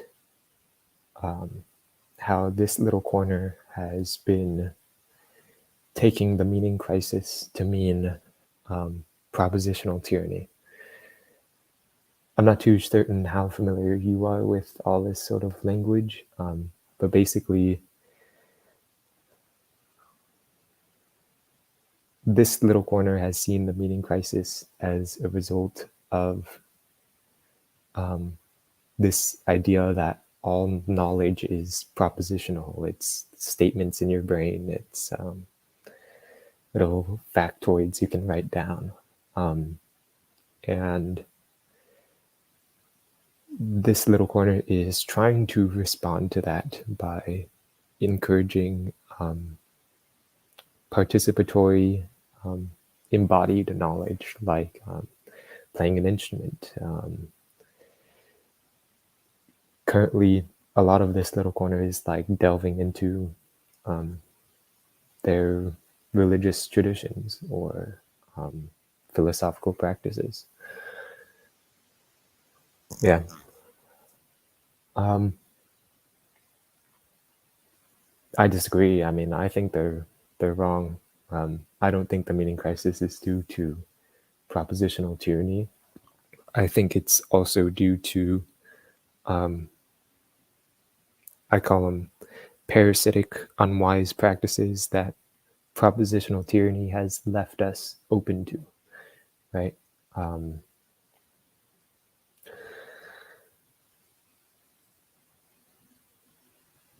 Like, I'm in America, like practically a third of us are overweight. That's a meaning crisis, you know?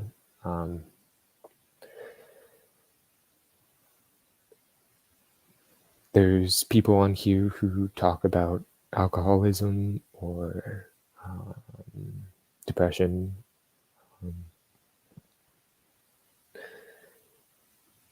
Also forms of meaning crises. And I don't think they should be lumped under the umbrella of the meaning crisis and it's all due to propositional tyranny and whatnot. I think we should move from the meaning crisis to the meaning crises and talk about these things particularly.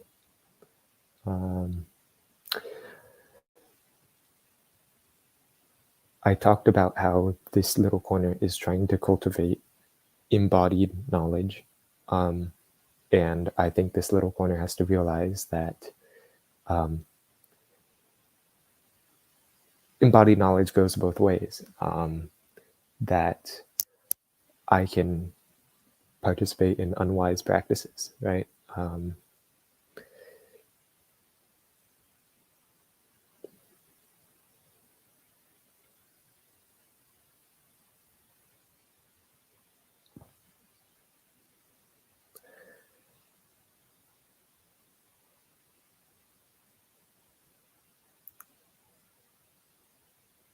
Like if we're just attacking propositional tyranny, we're gonna miss alcoholism and substance abuse and all that sort of stuff.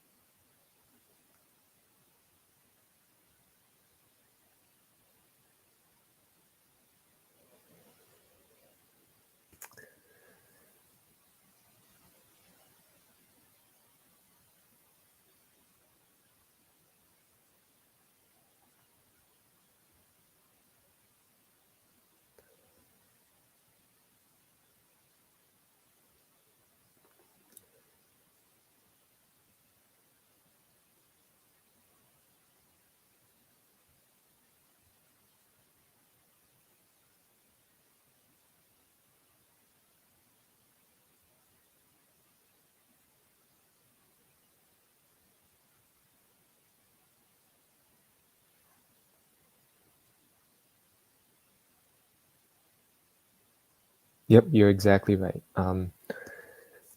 This little corner has focused on the fact that the culture has focused a lot on propositional knowledge, right? Everyone has to go to college. Everyone, you know, just trust the science, all that sort of stuff. And that leaves a hole for embodied practices, like what you should do, how embodied practices affect your thinking, right? Like I can make hand motions when I speak. I can, when I play an instrument, that's also affecting my knowledge.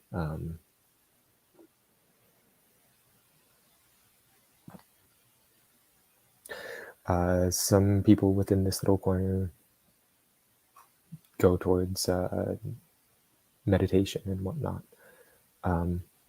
And the culture's focus on propositional knowledge has completely left all that stuff aside. So it's mostly been trying to reclaim that focus on non-propositional knowledge, you could say. Embodied practices. Yep.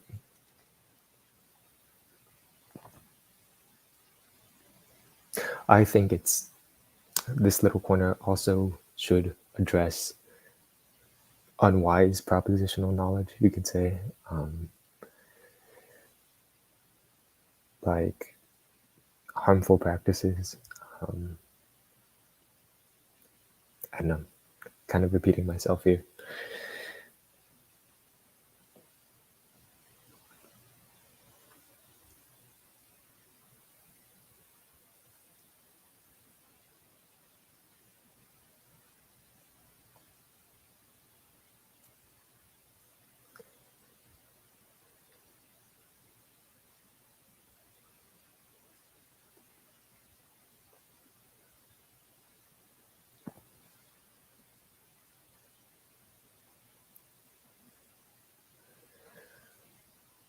There's this cog sci professor, John Vervaeke, who's pretty active within this little corner.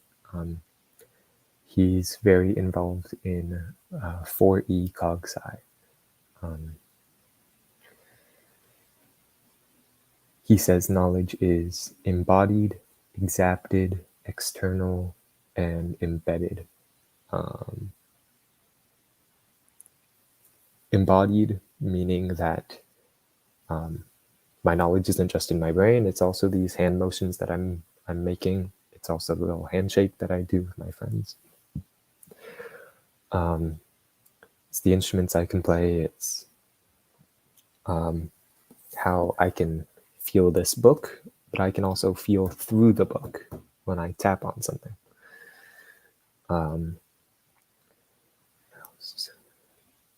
Embedded, my cognition isn't just me thinking, it's also me thinking in my environment, right? This is the whole idea of causality, is like your cognition reacting to your environment, right? Embedded. I'm currently on a live stream. I'm talking to a screen because my cognition is currently embedded. Somewhere I heard the phrase, you can't think your way out of depression, but you can move your way out. Yes. For me, getting out of depression has been like waking from a dream. I'm not too sure how I did it. I'm not too sure if I'm out either, but hey. Speaking of depression,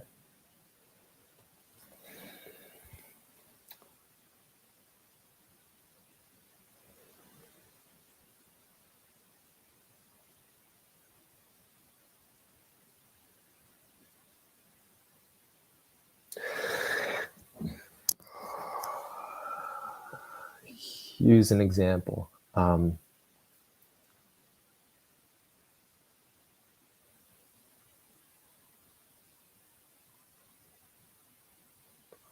I used to be like hella depressed, and um,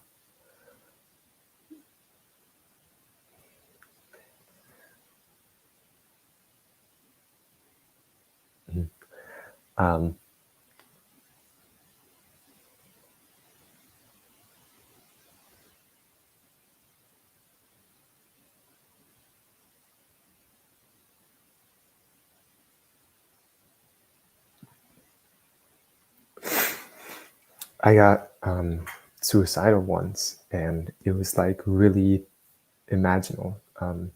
Vervaeke uses the word imaginal. I walked into the restroom and I was like, well, I could drink the soap, but that wouldn't do anything. I could tie a line to the shower nozzle and then hang myself that way.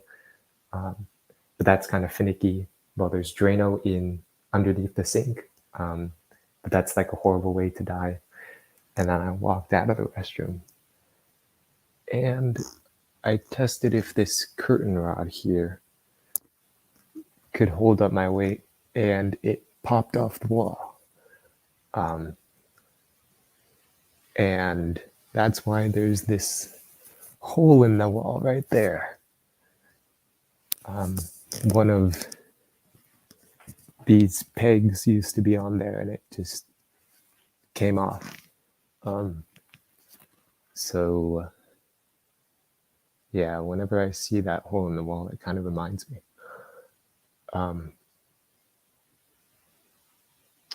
So yeah, depression and the meaning crisis is not just propositional, right? That hole in the wall is not a part of my cognition, but it's definitely there due to depression. And it definitely reminds me of it. And yeah, I should definitely deal with it somehow.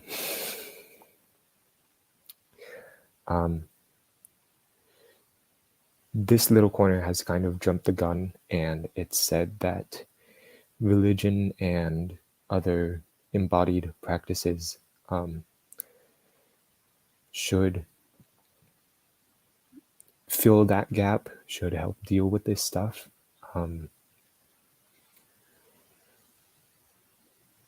For instance, Jacob said I should put an icon of the crucifixion up there. That's why he wanted me to show those 3 icons at the beginning of the stream. You might have to go back and look at it.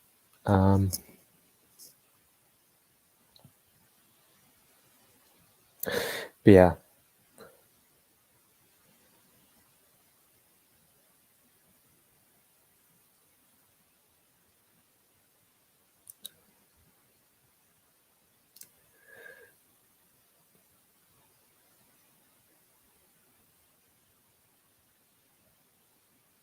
When I talk about knowledge not just being propositional, that sort of stuff is what I mean.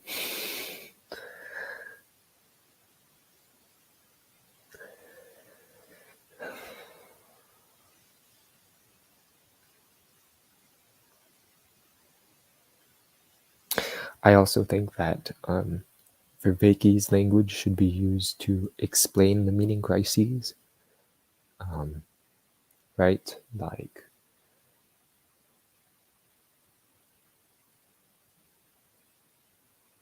when I was imagining killing myself, I was doing so imaginally, right? I wasn't like thinking it up in my brain. I was walking around my environment, looking at the things I had, you know.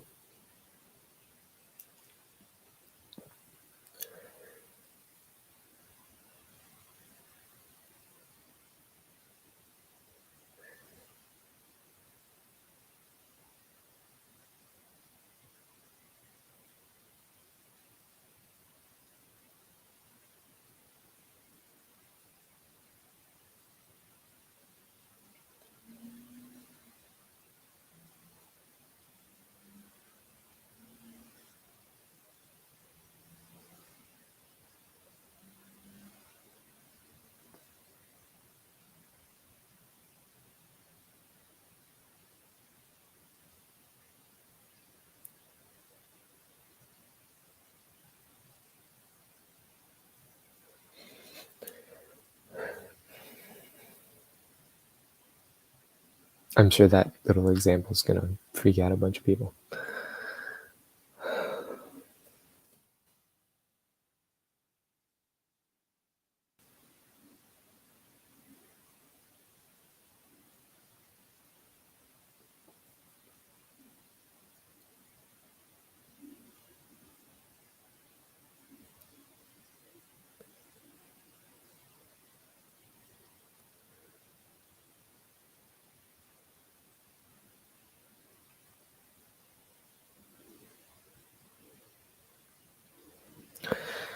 I see many of the people who've arrived in this little corner. People just. Oh, can I click this and bring it up? I don't think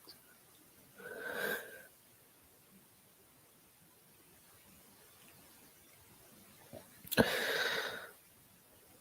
Many of the people who've arrived in this little corner are people displaced by the meaning crisis, which is an indication that the religious structures in their lives were ineffective at addressing current relevant issues.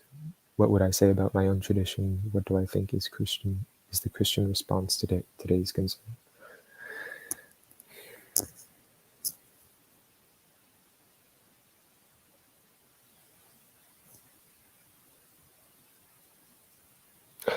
Yes, I think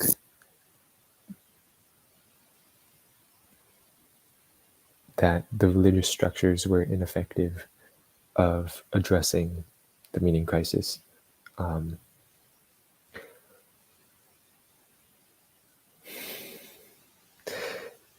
And I don't think that secular structures have done much better. Like the New Atheists came out guns blazing. They beat the Christians, in my point of view, because I don't think the Christians understood their tradition very well. And the whole argument was dumb, and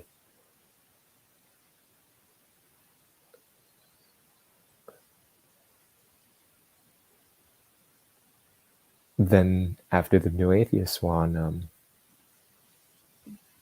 they didn't have anything to fill the hole. Like woke culture pretty much sprung out of it. And I see religious traditions as at least having preserved this language. Right? When I can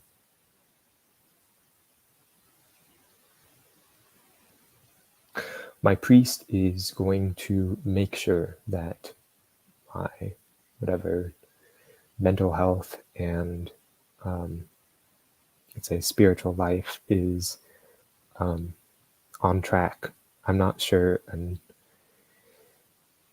there's no atheistic structure outside of that.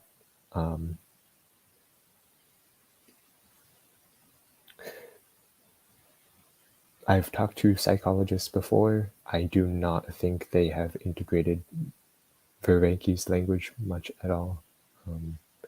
Most of the psychologists I've talked to were not very good.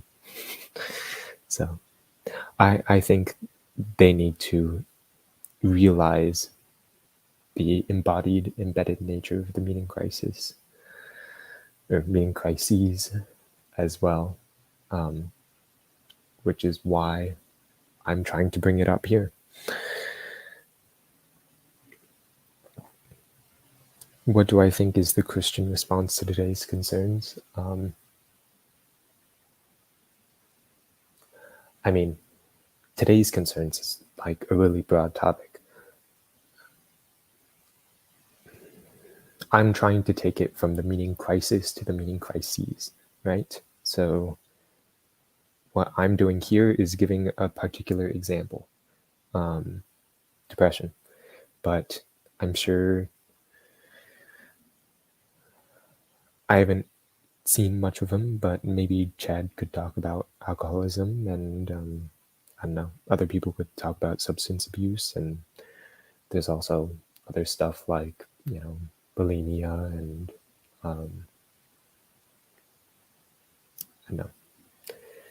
being overweight and all that sort of stuff that I think people have to address individually. As for the Christian response to my meaning crisis, I told Jacob, and that's why Jacob wanted me to present the three icons, one of the Holy Mother, one of the crucifixion, and one of a saint, at the beginning of this stream.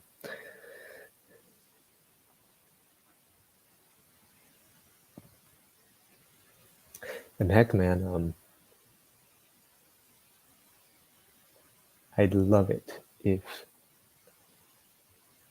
like, during Theophany, a priest blessed this house, but it's not my house.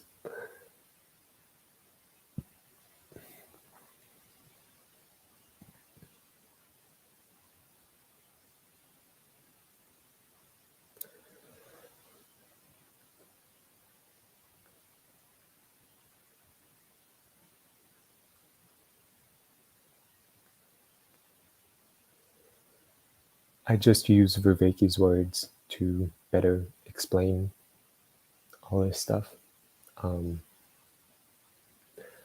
I certainly think that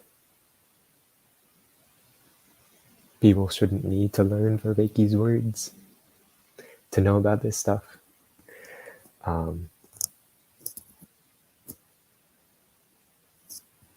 Yeah. That's kind of why I'm reaching out to particular religious traditions, because religious traditions have always been concerned with making sure that the laity understands and engages with all it needs to, no matter its education level.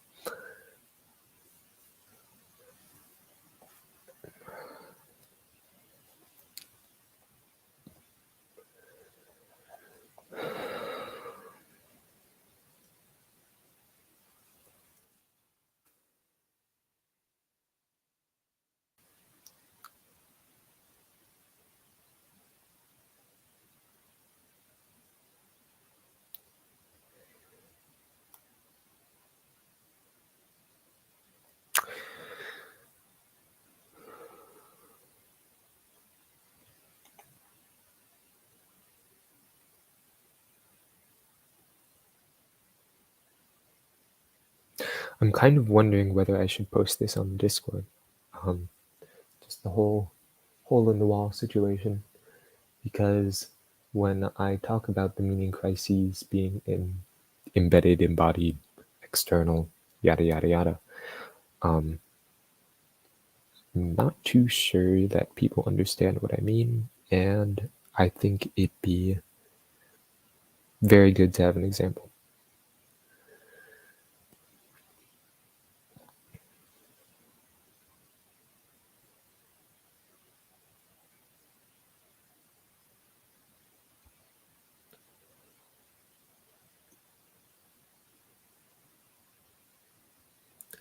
Make a visual to go with it? Yeah. Yep.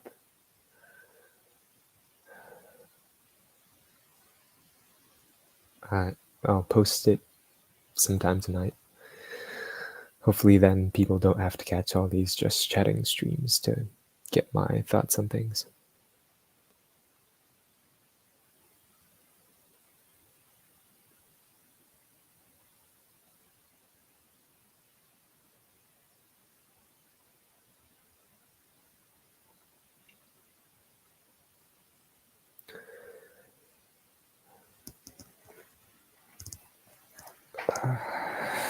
Diagrams are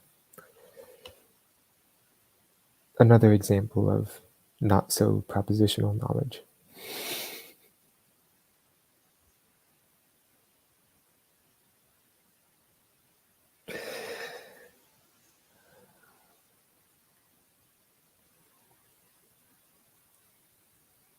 I've always loved cartoons. My grandpa gave me a Calvin and Hobbes book back in 8th grade, I think. So always wonderful.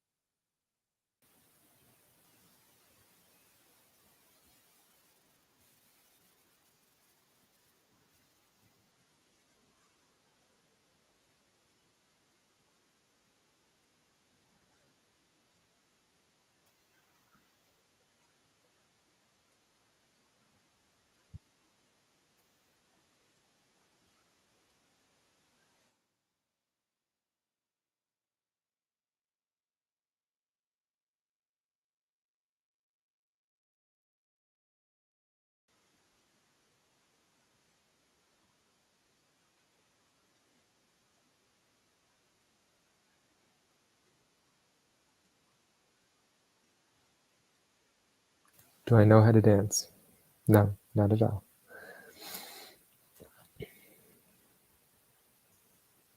I probably should.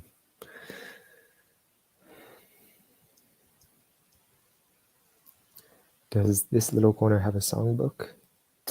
No, I don't think so. There's been certain songwriters in this little corner.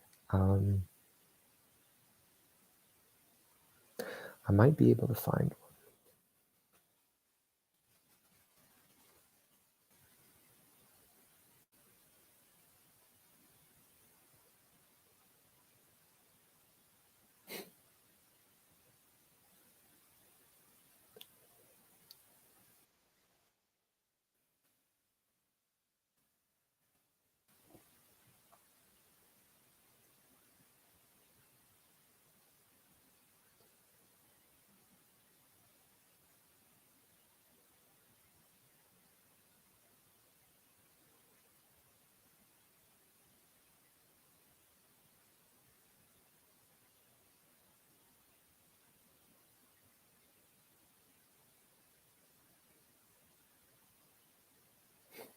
There's a flow-fi mix of Mathieu Pajot talking about why is she talking to the snake?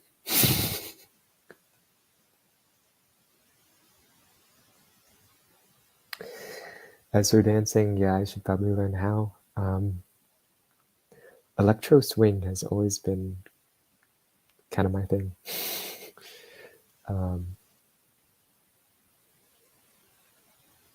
And now I'm learning chanting at the moment, so that's pretty cool.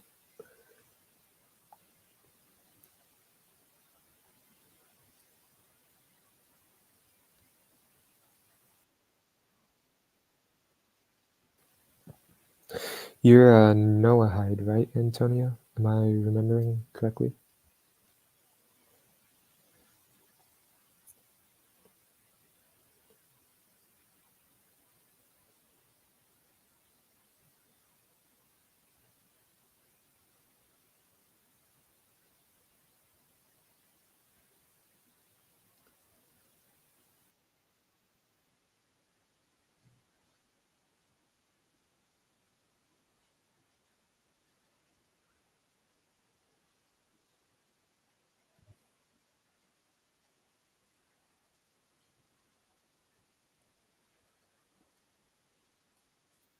Yeah, that's bad.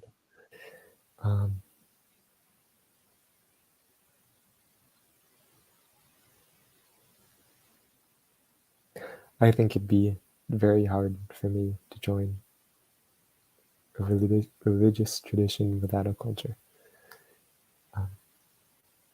Yeah, good on you.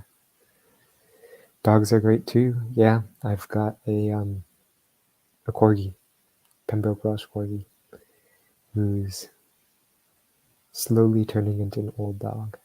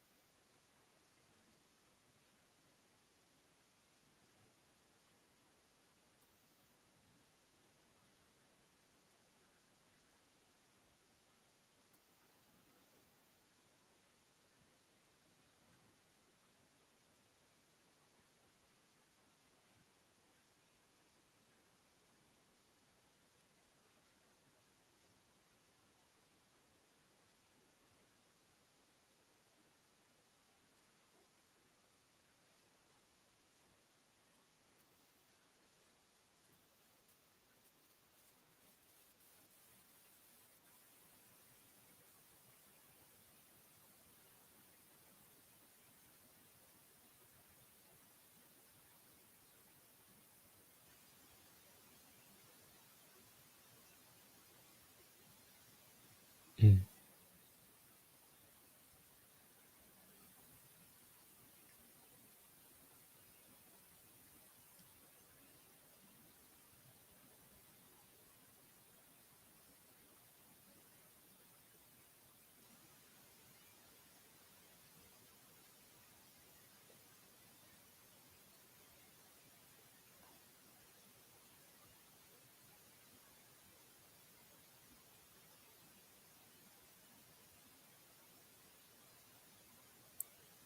It's good to hear.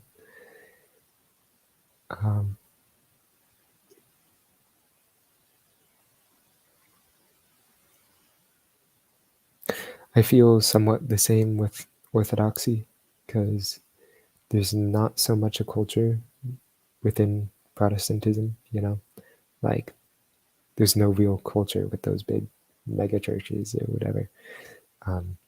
So entering a church with like a definite community and everyone knows each other and chants the same hymns, goes to the same church, absolutely wonderful.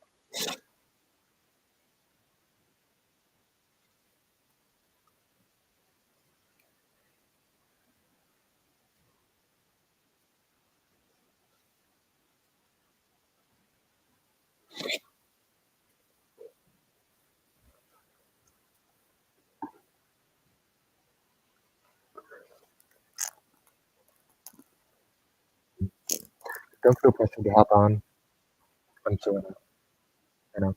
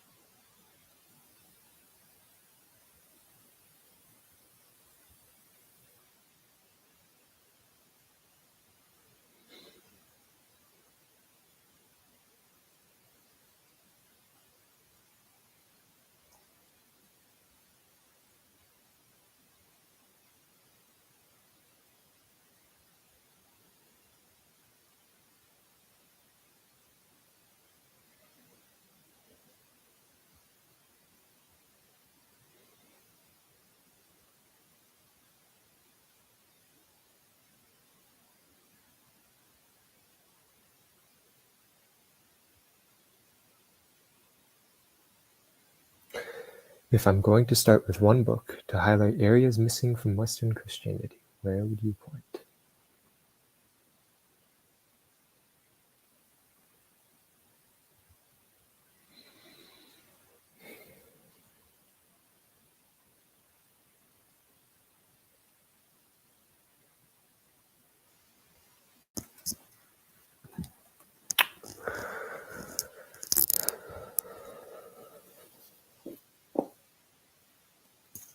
Um,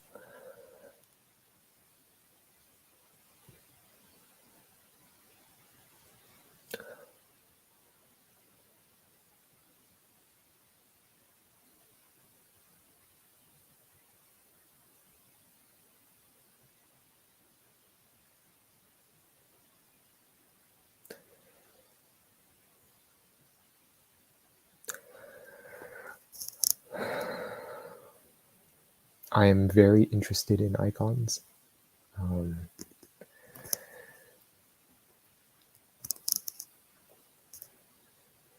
If you want a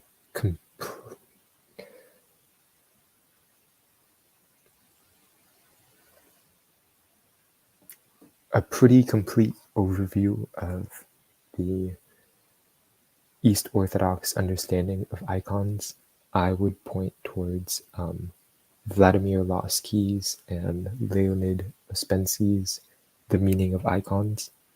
Absolutely wonderful book. It'll go all the way through. It's very thorough. If you want a patristic book that's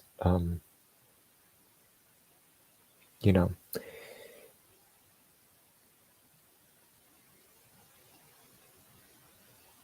that's concise, uses a lot of the, you could say, patristic terminology. I would highly recommend St. John of Damascus's 3 treatises on the divine images. Currently, this will get into Cassandra's point too.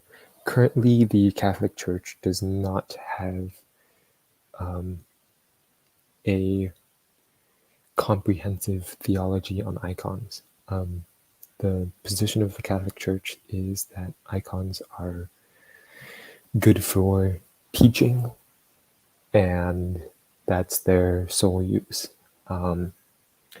The East Orthodox Church, because it's been through iconoclasm, has developed a very extensive theology of icons, and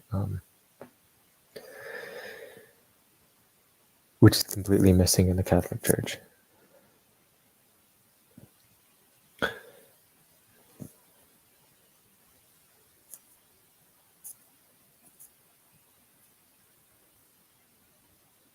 For instance, I know that sounds like a technical topic, but icons participate in the glory of God, and a lot of the theology of icons explains that.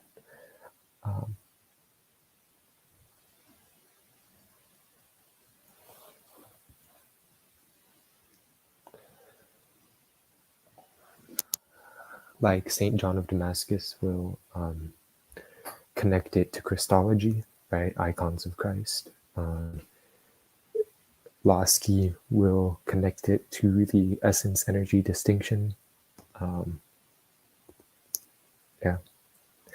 What was the first book? The first book is The Meaning of Icons by Losky and Ouspensky.